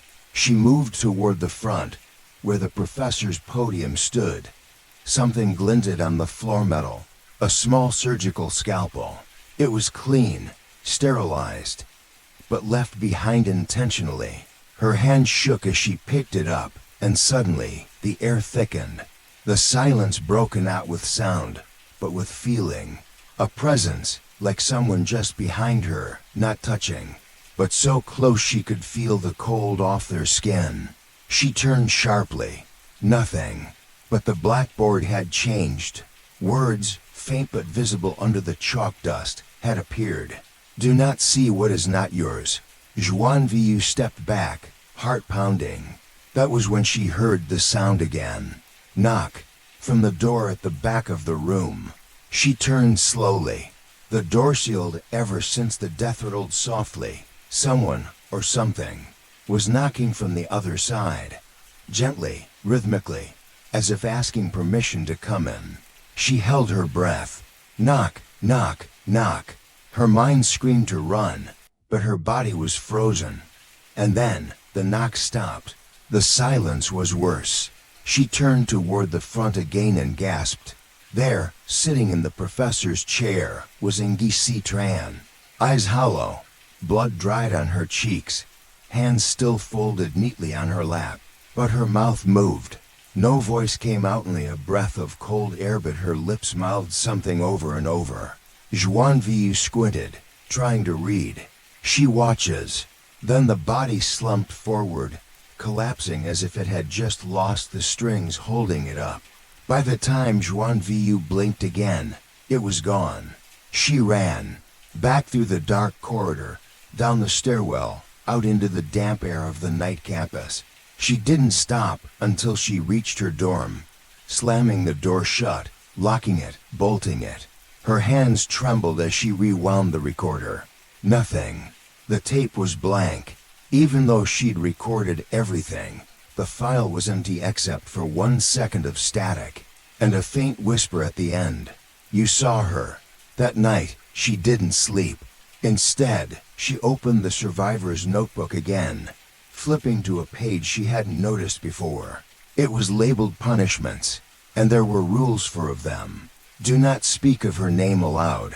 If you hear knocking, do not open the door. If she appears behind you, never look at her reflection. If a body speaks, do not listen. Xuân Vũ had already broken all 4. Was that why Tran died? The next morning, she skipped class and went straight to the campus archives. She needed answers. With help from the old librarian, reluctantly agreed to grant access to the restricted files. Xuân Vũ uncovered a sealed box, labeled Facility Incidents 1996. Inside, photos, reports, and old newspapers. and a name kept appearing, Vanish, a student who had died mysteriously in the lecture hall, found with her eyes gouged out just like Tran. The cause of death, officially listed as self-inflicted psychosis. But the photos told a different story. Vanish had been investigating paranormal sightings in the school. She had interviewed janitors, old professors, and even tried to enter the sealed 13th floor just like Xuân Vũ. She had left behind only one note, scribbled on the back of her exam paper. She is the rule. She punishes those who remember. Xuân Vũ left the archives shaken, but the worst was still coming. That night, while reviewing the case photos on her laptop, her screen glitched. The image froze and then, something moved. In the reflection of her window, behind her, a figure in white. No face, just black hair draping down, and her head slightly tilted as if watching curiously. Xuân Vũ turned around in terror, but the room was empty. The screen returned to normal, except one change. The photo of Dim Herth Corpsino had eyes. They were staring directly at her. The notebook, the message, the knocking, the woman in white. It was all part of something deeper. A curse, a warning, or a system, something intelligent meant to erase those who came too close to the truth. Xuân Vũ no longer doubted that what killed Vanish, Tran, and the others was still alive and watching. Outside her dorm, as the hour ticked toward midnight, she heard it again. Knock, knock, knock. Only this time it was her own door. The room left empty for 10 years, the bloodstain that never dries. The corridor stretched endlessly, dim and lifeless under the flickering fluorescent lights. Xuân Vu's footsteps echoed as she approached the door of the first victim Lan's old dorm room. For 10 years, the room had been left untouched, a silent tomb in the heart of the campus. She remembered the rumors whispered by the older student show the lights inside would blink on and off unpredictably, and how sometimes, at the darkest hours of the night, a bloody hand would emerge from the peeling wallpaper. 10 years, a decade of silence, of fear. The doorknob was cold and stiff, refusing to turn at first, as if the room itself resisted opening. Xuân Vu's hand trembled as she twisted the knob, and the door creaked open, revealing a gloom-filled chamber frozen in time. The bed was made, the sheets unnaturally pristine despite the years. A faded photograph lay on the floor, dust-covered but intact. It was Lan, smiling faintly, unaware of the fate that awaited her. Xuân Vũ stepped inside, the stale air heavy with the scent of mold and decay. She swept her flashlight beam across the room, catching on the cracked mirror hanging crookedly on the wall. Something about the reflection made her pause. Behind her, the door slammed shut. Her breath hitched. The bloodstain on the floor, near the corner by the window, was still vivid, bright red against the worn wooden floorboards, as if freshly spilled. But blood doesn't stay fresh for 10 years. Her fingers brushed the stain. It felt cold, wet to the touch. She pulled back sharply. The light flickered violently. And then, from the cracked wallpaper, a hand appeared. Pale, dripping with blood, reaching slowly as if trying to grasp something or someone. The hand twitched, fingers flexing, nails jagged and stained crimson. Xuân Vũ stumbled back, heart racing. She remembered the stories. Lan had been found hanged in this very room. The door locked from the inside. No signs of struggle, no explanation. The neighbors had reported strange noise, whispers, crying, and sometimes the sound of fingernails scratching the walls. Xuân Vũ shone her flashlight around nervously, and the hand disappeared. But the sensation of being watched lingered. Her phone buzzed, a message. Don't linger where the dead remain. She ignored it, determined to understand. In the corner, a dusty desk lay covered in old notebooks and scattered papers. She rifled through them, finding T-Land's handwriting notes about dreams, nightmares, and strange messages appearing on her phone. One page stood out. I see her behind the walls. She watches me sleep. I try to scream, but no sound comes. The lights flickered again, then stabilized. Suddenly, a whisper filled the room. "You shouldn't be here." Xuân Vũ spun around. No one. Just shadows dancing in the corners. Her phone buzzed again. "Leave before it finds you." She clenched her jaw, knowing she was being warned by whatever haunted this place. The old mirror reflected her face and then something else. A blurred figure, pale and distorted, hovering behind her reflection. She spun sharply. The room was empty. Her pulse thundered in her ears. Then, the lights went out. Complete darkness swallowed her. In the silence, a cold breath grazed her neck. A voice, barely audible, whispered, "Free me." The light flickered back. The bloodstain on the floor began to spread, darkening and pooling, almost alive. Xuân Vũ took a step back, but the room tilted, walls bending inward. A figure materialized, a woman in white, her face twisted in sorrow and rage, eyes hollow and dark. The woman's hand reached out from the air, fingers curling like claws. Xuân Vu's scream caught in her throat, but before the apparition could touch her, a sudden rush of wind swept through the room. The figure vanished. The bloodstain faded. The room settled back into silence. Xuân Vũ dropped to her knees, gasping. The phone buzzed one last time. "Remember her. Save her." She wiped her tears and stood. One thing was clear. The past was not dead. It lingered in every corner of this cursed dormitory, waiting to be uncovered. And if Xuân Vũ didn't act, the cycle would continue. The truth about the messages, who sent them from the 19th floor. The night was heavy with rain when Xuân Vũ sat alone in her cramped dorm room, the pale glow of her laptop illuminating her anxious face. The messages, the cursed texts that had set everything in motion. She had to know who sent them and why. The question haunted her relentlessly. Who was behind the message from the 19th floor? She reopened the journal she'd found months ago, one written by a survivor who had escaped the curse. Leafing through the pages, a name caught her eye repeatedly: Truong Minh. According to the journal, Truong Minh was a student who had lived in the dormitory over 5 years ago. He was the first to report strange occurrences on the 19th floor, a floor that didn't exist on any official building plan. No one believed him. The school dismissed him as a troublemaker, and eventually he disappeared. But there was something more. Xuân Vũ dug deeper. She accessed public records and news archives. 5 years ago, Truong Minh had died apparently by suicide. The details hushed and vague. No friends, no family willing to talk. But the timing was suspicious. Xuân Vũ traced his last known address to a rundown apartment not far from campus. She decided to visit. The building was abandoned, paint peeling and windows shattered. Inside, the air was thick with dust and silence. Xuân Vu's footsteps echoed as she climbed the stairs to the 3rd floor. The apartment numbered 305.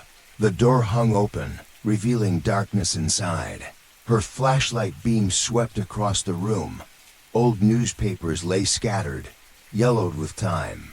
A desk was cluttered with scribbled notes and strange symbols, some resembling those she had seen in the cursed dormitory. On the wall, a crudely drawn map of the dormitory building showed a hidden 19th floor in outline in red ink, marked with a sinister symbol. Xuân Vu's heart quickened. There was a diary on the desk, its pages stained and brittle. She flipped it open. The handwriting was frantic, filled with warnings. They watch from the shadows. The 19th floor is a gateway where the living and dead blur. The messages, they come from there. From me, trapped between worlds. I sent the warnings to save you, but it only brings death. Her fingers trembled. Could Chunmin's spirit still be trapped, trying to reach out? Suddenly, the temperature dropped. Her breath fogged the air as a whisper brushed her ear. "Don't look for me, it will cost you." She spun around. Empty, but the feeling of unseen eyes piercing her soul remained. Back in her dorm, Xuân Vũ cross-referenced the symbols from the diary with the survivor's journal. A chilling pattern emerged. The 19th floor wasn't just a myth or secret space. It was a pocket dimensione prison for lost souls and restless spirits bound by an ancient curse. And Chunmin was its first prisoner. He had sent the messages as a desperate plea for help, but every message marked another soul for the curse's wrath.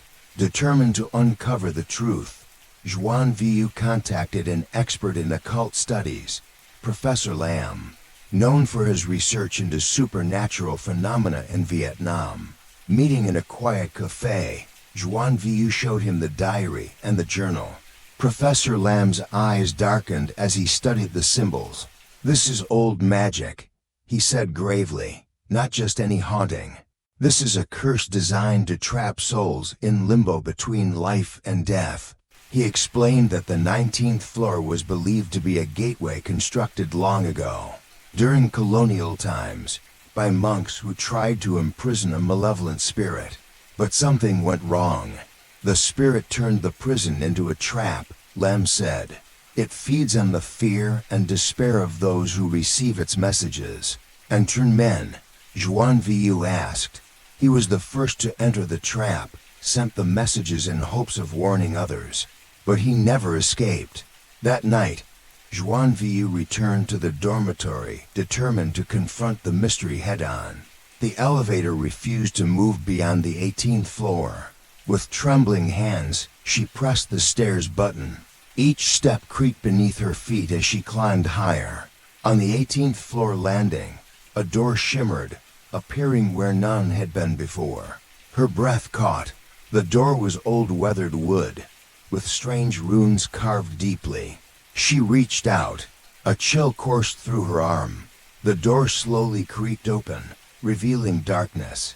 Inside, the air was thick and cold, filled with whispers and distant cries. She stepped in. The floor was mist-covered, obscuring her feet. Shadows flickered at the edges of her vision. Then, a figure appeared. Chunmin, his eyes hollow but pleading. "I warned you," he whispered. "The curse is alive. You must end it, or be lost as I am." He raised his hand, revealing a talisman glowing faintly. "Use this, find the source, break the chain." Suddenly, the ground shook. The walls groaned. The darkness surged toward her like a living wave. Xuân Vũ grasped the talisman tightly. She ran, the shadows clawing at her heels. Bursting through the door, she slammed it shut behind her. The 19th floor vanished. She collapsed, panting. The next days were filled with research, rituals, and preparations. Xuân Vũ knew she had to find the source of the curseware. The spirit had been imprisoned centuries ago. It was no longer just about the dormitory. It was about ending the nightmare that had claimed too many lives. The messages were no longer just warnings. They were a countdown. The second self when you are no longer yourself. It began with the dreams. At first, they were vague, unsettling imageshadows flickering at the edge of her vision. Whispers she couldn't quite catch. But soon, the dreams grew darker, more vivid, and terrifyingly real. Xuân Vũ awoke one morning drenched in sweat, her heart pounding so fiercely she thought it might burst. She couldn't remember what she had dreamed, only the suffocating sense of dread lingering like a heavy fog. That day at school, her friends noticed a change. "She's different," whispered her closest friend, eyes filled with worry. "Distant, like she's somewhere else," added Nam.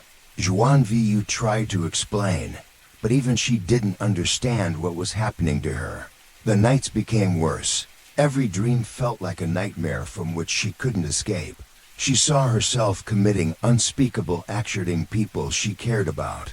wandering through dark halls filled with faces twisted in pain, whispering secrets in a voice that wasn't hers.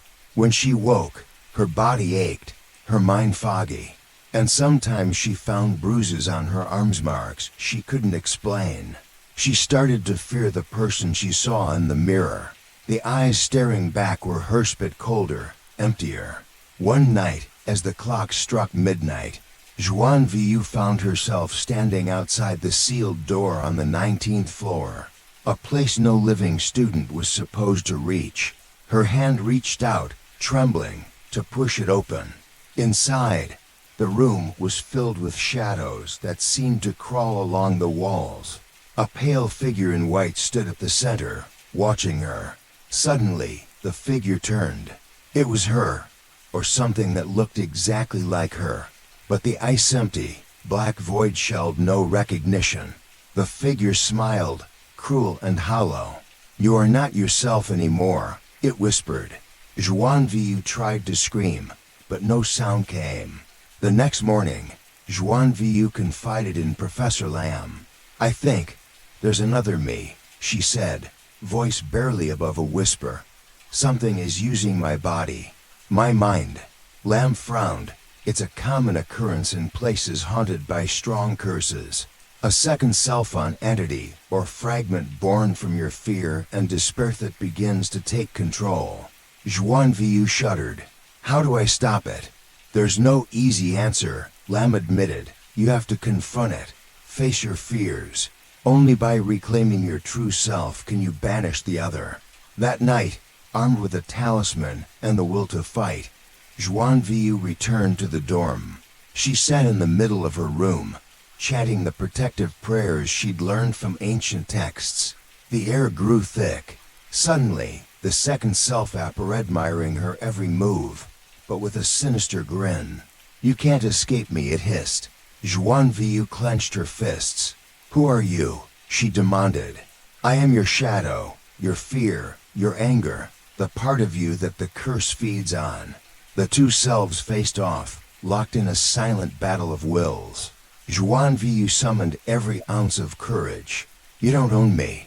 With a cry, she lunged forward, not with fists, but with light, reciting the ancient words to sever the curse's hold. The shadow screamed a soundless, terrifying wayland, then dissipated into the darkness. Exhausted but victorious, Xuân Vũ collapsed. She knew this was just one battle in a war far from over. But for the first time, she felt hope.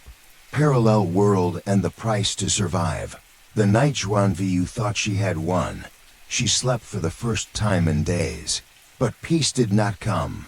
Instead, she opened her eyes to a place that wasn't her dorm room. The floor was cold concrete. The walls were damp and cracked. Flickering fluorescent lights buzzed above, casting a sickly green glow. Her surroundings resembled the university, but everything was wrong.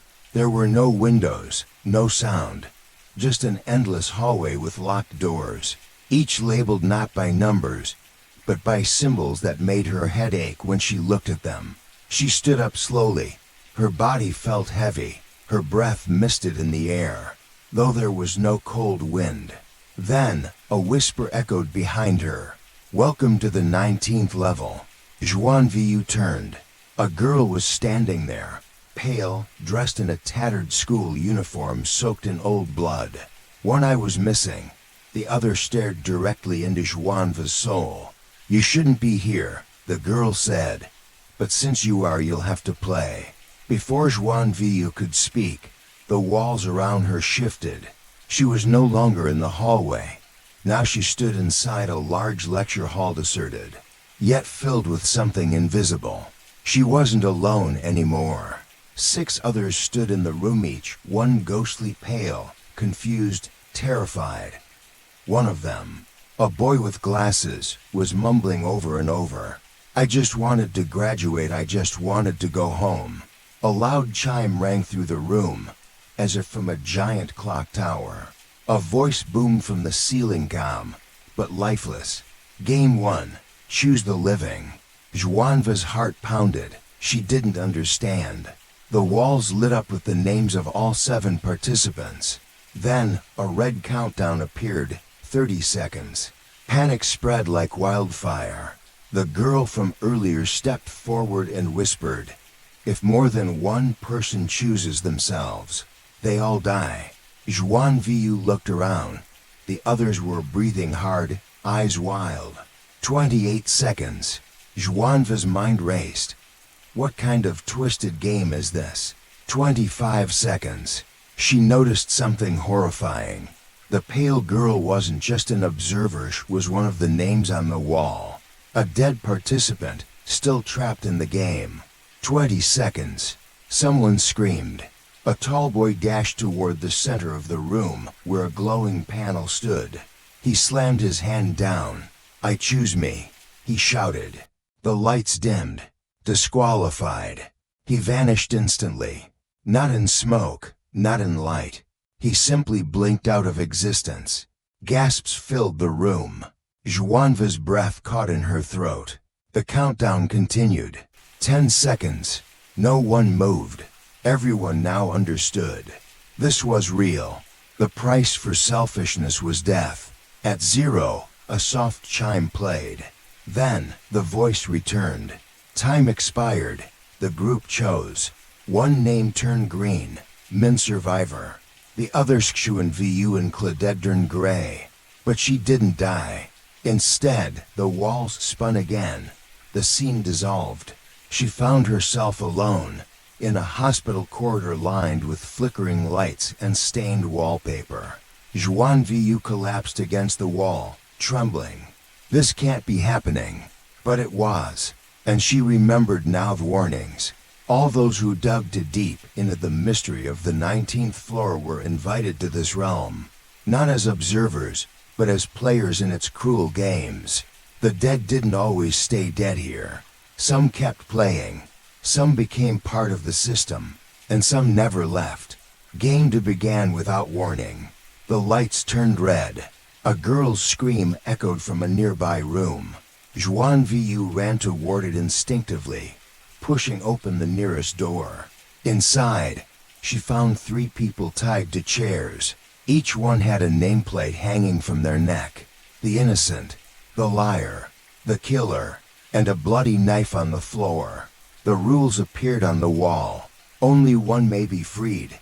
If you choose wrongly, you take their place. A timer, 3 minutes. The 3 pleaded desperately. "I'm innocent. I was just at the library." "No, he's lying. I saw him drag someone down the stairs." "Please, I have a daughter." Xuân Vũ covered her ears. Her mind screamed for escape. This wasn't just horror, it was cruelty, engineered to break the human soul. She forced herself to focus. There had to be a pattern. The girl with the innocent tag had bruises on her wrist, defensive wounds. The boy labeled killer avoided eye contact. But Xuân Vũ didn't trust the labels. That was the game. She crouched down and looked each one in the eye. "I don't want to die," she whispered. "But if I free the wrong person, I'll die anyway. So tell me now what deserves a second chance." Silence. Then, the one labeled liar said something that struck her heart. "No one deserves it. But one of us regrets everything." Xuân Vu's eyes widened. She turned to the killer. His eyes welled with tears. "I didn't mean to push him. I swear. I was just angry." Time ticked away. Xuân Vũ made her choice. She cut the rope of the killer. The others vanished into smoke. A new voice echoed, "Mercy accepted." She woke in another hallway. There were now fewer doors, and fewer names. She saw her own name glowing faintly at the top of a door marked Final Round. But something else appeared next to it. Survival rate, 11%. Xuân Vũ sat on the ground, exhausted, broken. Her thoughts drifted to all the people she'd met. All the names lost in the dark. All the eyes begging her to make the right choice. This world wasn't just about punishment. It was about testing how far you'd go to survive. Would you sacrifice others? Would you betray friends? Would you kill? She finally understood why the curse persisted. It fed on guilt, on fear, on betrayal. The 19th floor wasn't a place. It was a mirror, reflecting everything you tried to hide. As Xuân Vũ stood before the final door, she made a vow. If she escaped, she wouldn't just walk away. She'd expose the truth, no matter what it cost. Even if she had to return. Even if she had to play again. A game with no winner, each answer costs a life. Xuân Vũ stepped through the final door. It closed behind her with a hiss, like a vault ceiling shut. She stood in darkness. Then a single spotlight illuminated the center of the room, a chair, old and rusted, like something torn from a long-abandoned asylum. Opposite it stood a tall, humanoid figure cloaked in shadows, its face obscured behind a porcelain mask cracked down the middle. It didn't speak, but Xuân Vũ instinctively knew this was the final arbiter of her fate. A deep rumble echoed through the chamber. The mask moved slightly, and then a voice, calm, cold, mechanical, broke the silence. Welcome to the memory chamber. This is the last game. Answer truthfully. Answer correctly. Each wrong answer will cost a life. Xuân Vu's blood ran cold. Whose life? She asked.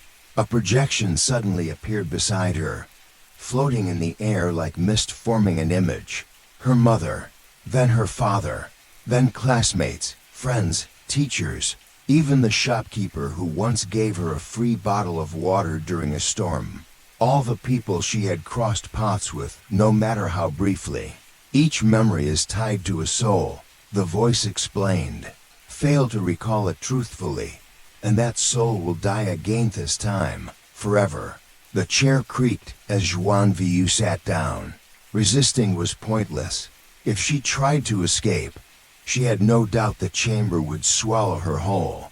A large hourglass appeared overhead, its sand already falling. She had 19 questions, one for each level. The first question echoed through the room. When was the last time you lied to your mother? Xuân Vũ froze. It sounded simple, but her mind blanked. Lied, she whispered. When? A memory struggled to surface, something from 2 years ago. She had skipped school and told her mother she had a fever. She had used her friend as ID to sign in late. Was that the last time?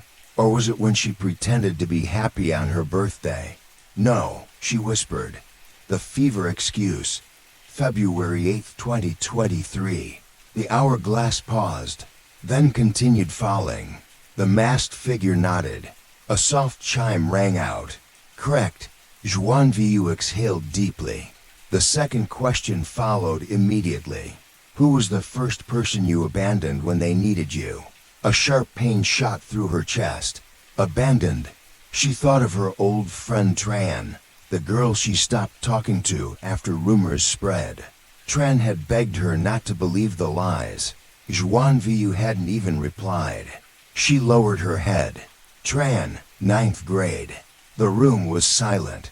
Then, correct.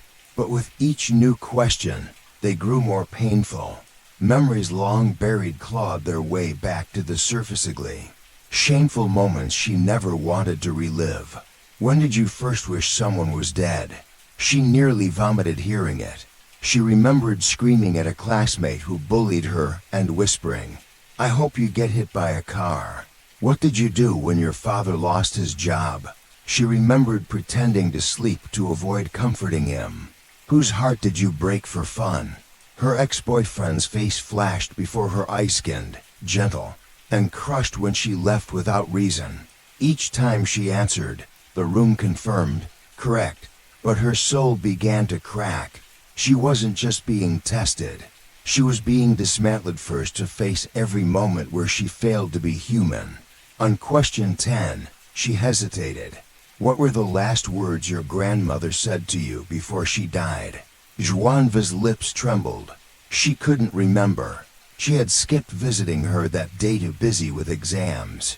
The next day, her grandmother passed in her sleep. I wasn't there, she whispered. I don't know. The sand froze. Then, for the first time, The chamber responded, incorrect. Xuân Vũ screamed as the image of her grandmother flickered, then shattered like glass. She was gone. For good. No, Xuân Vũ cried. Please, give her back. But the hourglass resumed. The next question came immediately. And then the next. And Xuân Vũ began to break. She answered 13 correctly, but missed 4. For souls gone. Each time, she saw their image vanish into nothingness, permanently erased from the world. The weight was unbearable. Her knees trembled, her voice cracked. She begged for mercy, but there was no such thing in this realm. The final question came without fanfare. When did you first become someone you didn't recognize? Xuân Vu's breath caught in her throat. There were so many moments. The first time she laughed while someone else cried. The first time she walked away from a bleeding stray dog. The first time she said I'm fine while silently planning to disappear. But the moment she truly knew was when she looked into the mirror one night in the dorm and thought, I don't know this girl. It was the night after her best friend attempted suicide, and Xuân Vũ hadn't even visited the hospital. She had stared at her reflection, feeling like a stranger.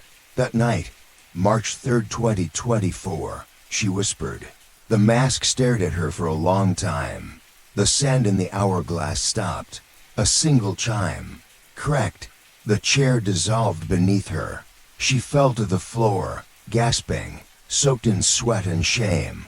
The masked figure stepped back into the shadows. And then, for the first time, she heard something else in this cursed place. Applause. But it wasn't celebratory. It was slow, mocking, empty. A crowd of shadows stood in the distance, clapping with hollow hands. They were the ones who didn't answer correctly. The ones who failed the game. The ones who lost everything. Xuân Vũ stood up, body shaking. A final door appeared before her, glowing faintly. It bore no number. Only one word, exit. She stepped toward it, heart full of dread. Before she touched the handle, a whisper brushed her ear. Congratulations. She turned. The masked figure stood inches behind her now. But remember, every survivor becomes a new question.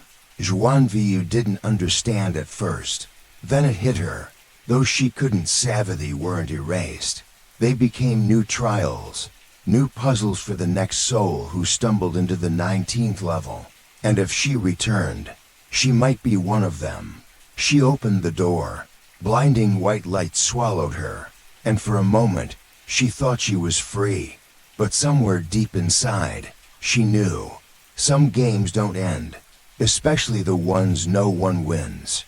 The fate of those who knew too much. Not everyone gets to leave. Xuân Vũ opened her eyes. She was standing in the corridor again, the same place where it had all started. The walls were still cold, stained with time, and flickering with that same unsettling yellow light. But something was different now. Silence. Heavy, oppressive silence. No screams, no whispers, no footsteps. She was alone. Truly alone. Her feet carried her forward, half from habit, half from dread. The hallway seemed longer this time, endless almost. Doors stretched along both sides, closed tightly. Each one had a number. Some glowed red. Others had gone dark completely. She tried not to look too closely. After what felt like hours of walking, she reached the final door. Unlike before, this one had no number, no carvings, no lights. Just a small plaque. The Watcher's Room. She reached out. Her fingers trembled as they brushed the doorknob. And then it opened on its own. Inside, the air was thicker, filled with a strange energy that made her skin crawl. The room was round, like a control center carved into stone.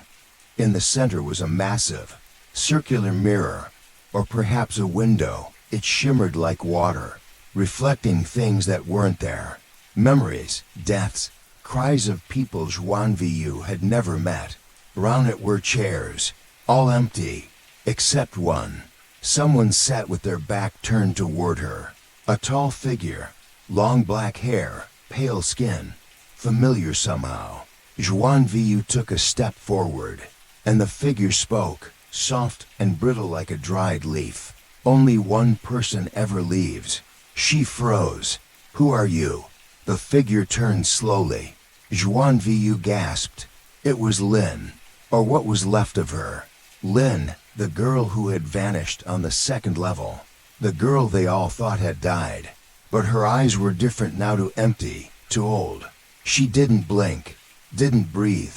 Her voice came from her lips, but it felt as if it came from the room itself. I made it to the end, just like you. I thought I escaped, but escape isn't what they offer. Xuân Vũ backed away, but the door behind her had vanished. What do you mean? She whispered. Lin stood. Every group ends with one survivor. That survivor becomes the new watcher, the guardian of the 19th level. Xuân Vu's heart sank. No, that's not true. I was told I passed the final game. Lin nodded slowly. You did, just like I did. And now you have a choice. Take my place or watch someone else die in your stead. Xuân Vu's breath caught in her throat. No, there has to be another way. Lin shook her head gently, like a tired mother. There isn't, not here. She stepped aside, revealing something behind the mirror. A massive book, bound in human skin. Its pages were moving, flipping slowly on their own. Each page had a face, burning, screaming, souls locked in endless torment. Xuân Vũ could barely stand to look. This is the registry, Lin whispered. The record of all who passed through this place. Someone must guard it. Someone must hold the knowledge, or the gates will open forever. Xuân Vũ turned back toward her. Why didn't you warn us? Lin's smile was bitter. I tried. The whispers in the stairwell, the red chalk marks, that was me. But the house listens. It erases what it doesn't want found. She looked down, and you were the only one who heard. Xuân Vũ felt the walls close in. The thought of staying here forever watching people die, unable to help them, it was unbearable. There has to be another way, she repeated. Lin nodded. There is. Hope surged in Xuân Vu's chest. Tell me. But Lin's next words shattered her. You kill the next survivor. Silence. Xuân Vũ couldn't believe what she'd heard. If someone else finishes the levels, you can hand the seat over. But you must kill them yourself. By your own hand. That's the rule. Lin's eyes darkened. I couldn't do it, so I stayed. She turned back toward the mirror. And now my time is up. A low rumble echoed through the room. The mirror began to shimmer. A new image was forming. A boy maybe 16 was wandering the first level. Alone. Terrified. Xuân Vu's knees buckled. Know another group already? Lin gave a slow nod. They never stop. The house is always hungry. Suddenly, the floor beneath her began to glow. A red sigil burned itself into the stone.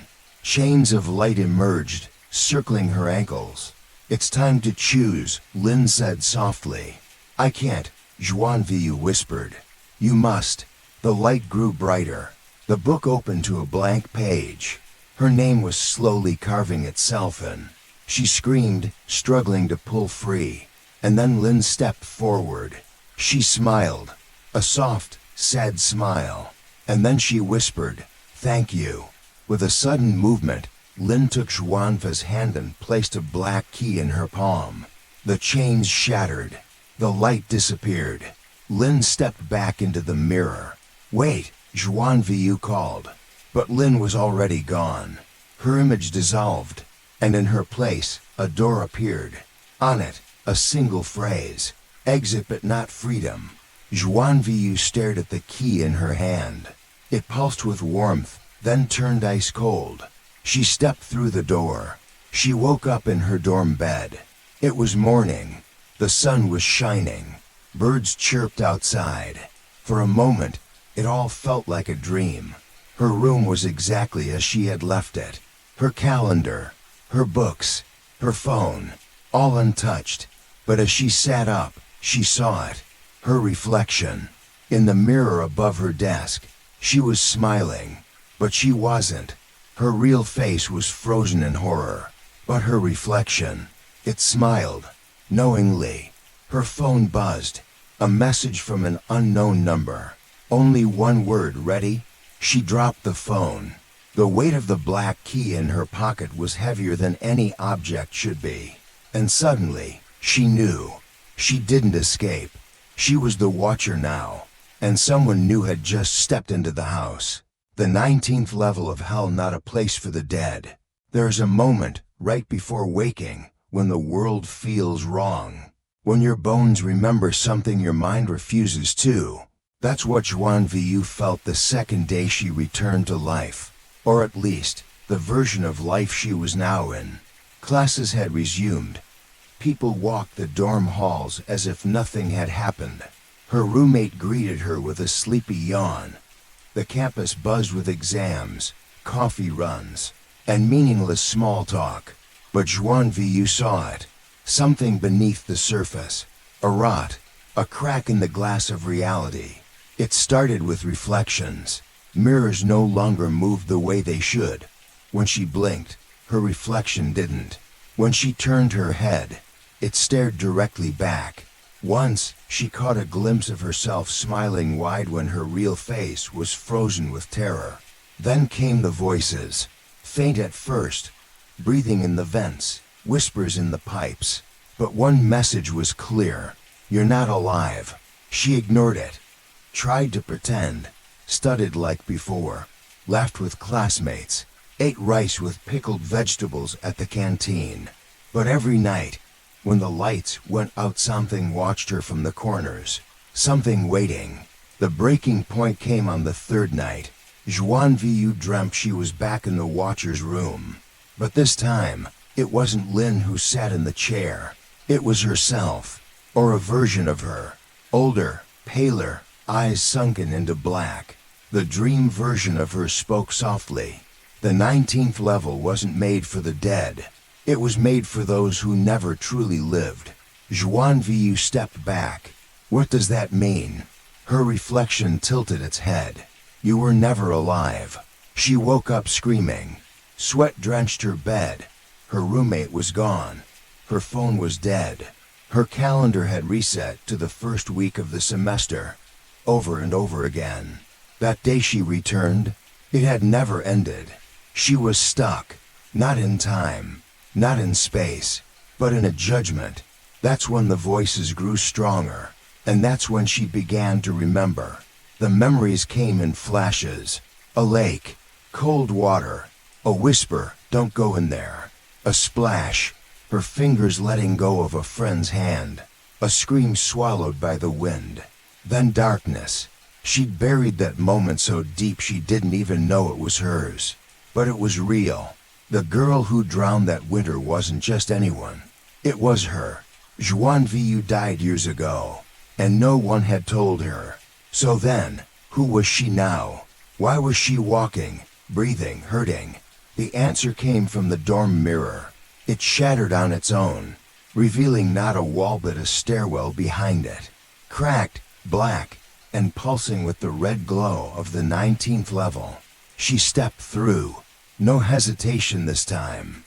The air hit her like ash, smelling of burned memories. The stairs went down further than she remembered. Far past the 19th landing. Far past anything human. At the bottom, she entered a chamber. Huge, circular, endless. The air was still, but it pressed against her chest like a hand. Torches lined the walls, flames that didn't flicker. And in the center, a scale. Balanced with two items. On one side, a key. On the other, a heart, still beating. Xuân Vũ stepped forward. A voice echoed in her mind. One must be offered. One must be kept. Choose. She didn't understand at first. Then she saw the carvings on the wall. They told stories. Of others like her. People who walked through life without living. People who had sinned in silence. Cowards, betrayers, the selfish, the lost. the ones who drowned and let others drown with them. Xuân Vũ knelt, the memory of that winter day clearer than ever. She had been walking with her younger cousin. The lake was frozen. They laughed, they chased each other.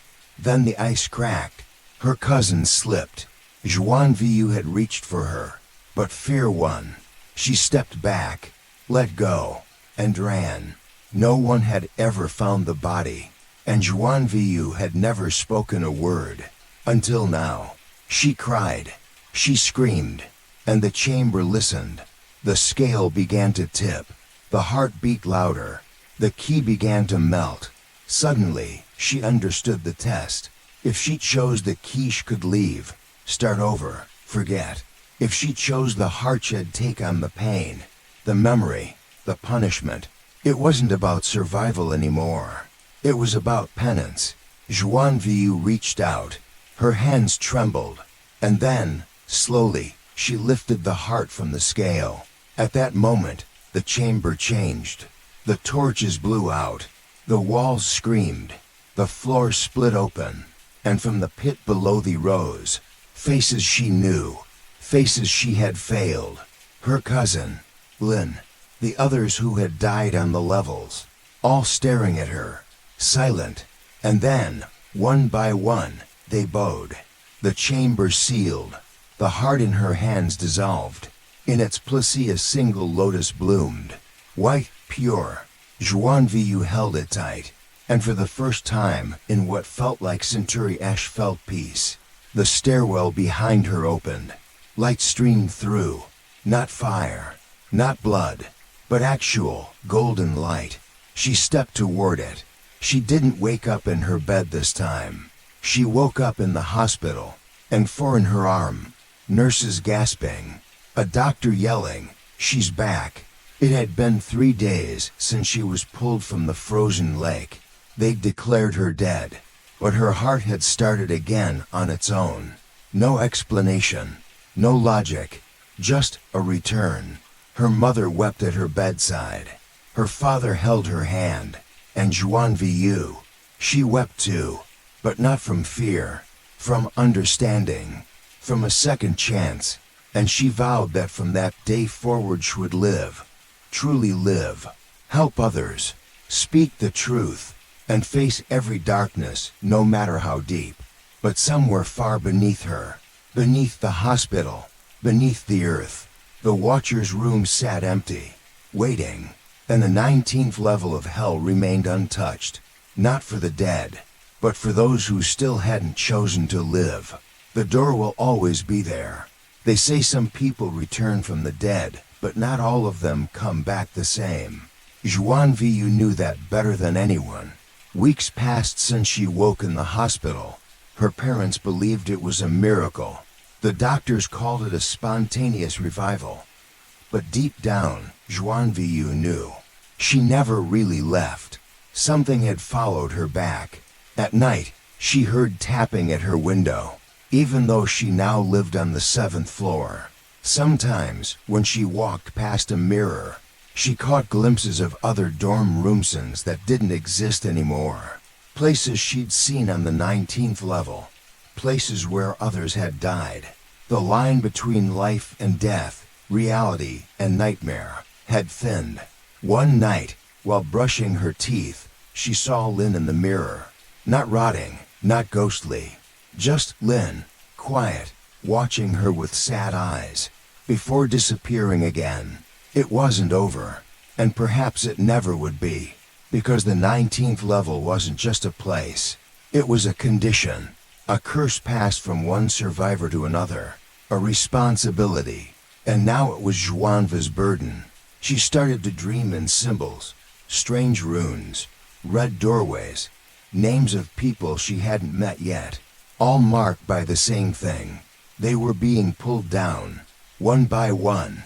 Curious, she searched online, not just for haunted dormitories, but strange disappearances around Vietnam. It didn't take long. In the last 20 years alone, 11 universities had reports of students vanishing after staying in unofficial, Rooms, dormitories that were either being renovated or sealed off due to mold. There were photos, grainy, low resolution, but some faces she recognized. One boy from her literature class, a girl who once offered her a pen in a hallway. She hadn't seen them since her return. No one had. Then came the knock. It was nearly midnight.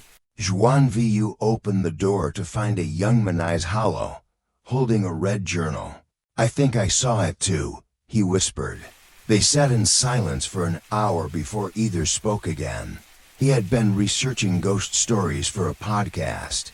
He found the name Tianjiang 19 scribbled in a forgotten police report about a missing dorm inspector from 2004. Then he dreamed of a stairwell, felt cold water at his feet when he woke up, and then heard Xuân Vu's name in his sleep. She didn't want to believe it at first, but deep down, she did, because she remembered what the watcher had said. The door only opens to those who are already dying inside. It wasn't about death by accident.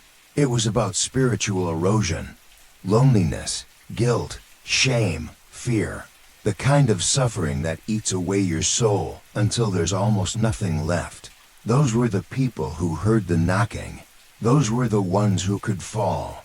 So Xuân Vũ made a choice.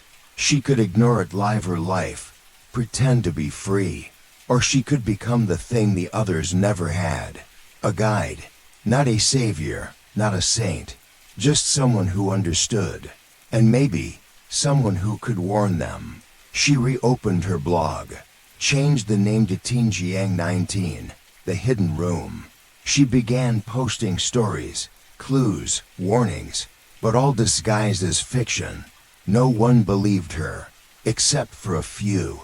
They messaged her in private, sent her drawings, journal entries, dreams, all eerily similar to her own. One girl described a bleeding door in her school's art department. Another saw her dead dog sleeping outside a stairwell he didn't recognize. All claimed they had once dreamed of Xuân Vũ, and in those dreams, she was leading them down the stairs.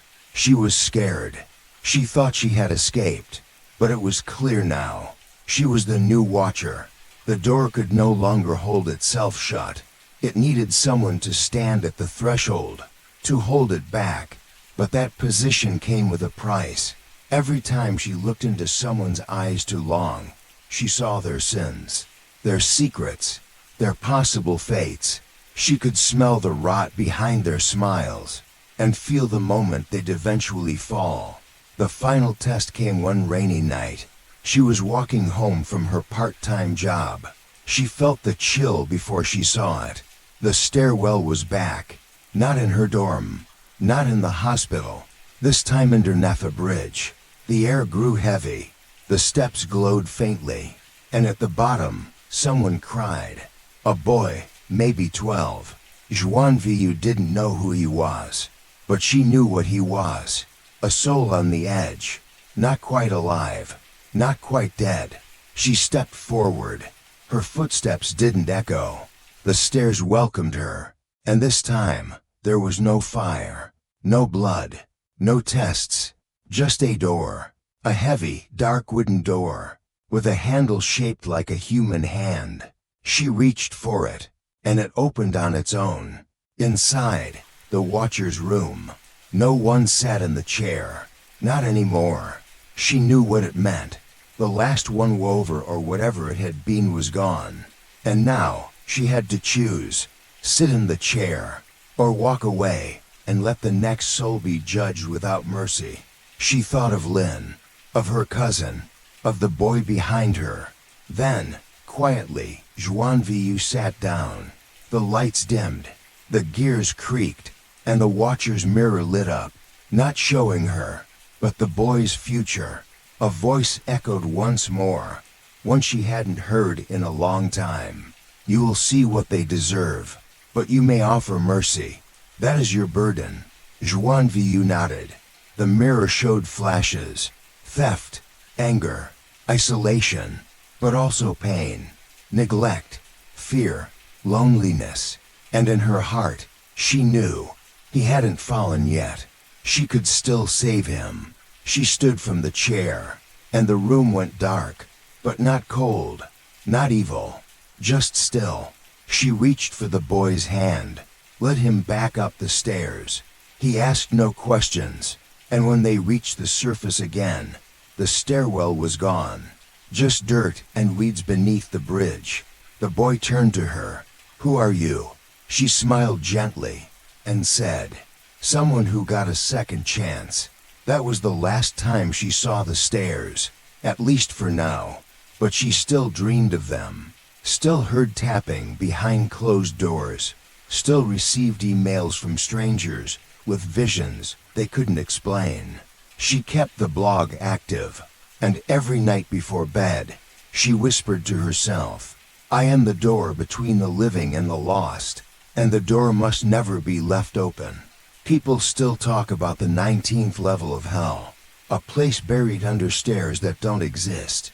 Some say it's a metaphor, others swear it's real, but only those who've truly suffered understand what it means to stand on that threshold, and only those who've faced themselves ever return.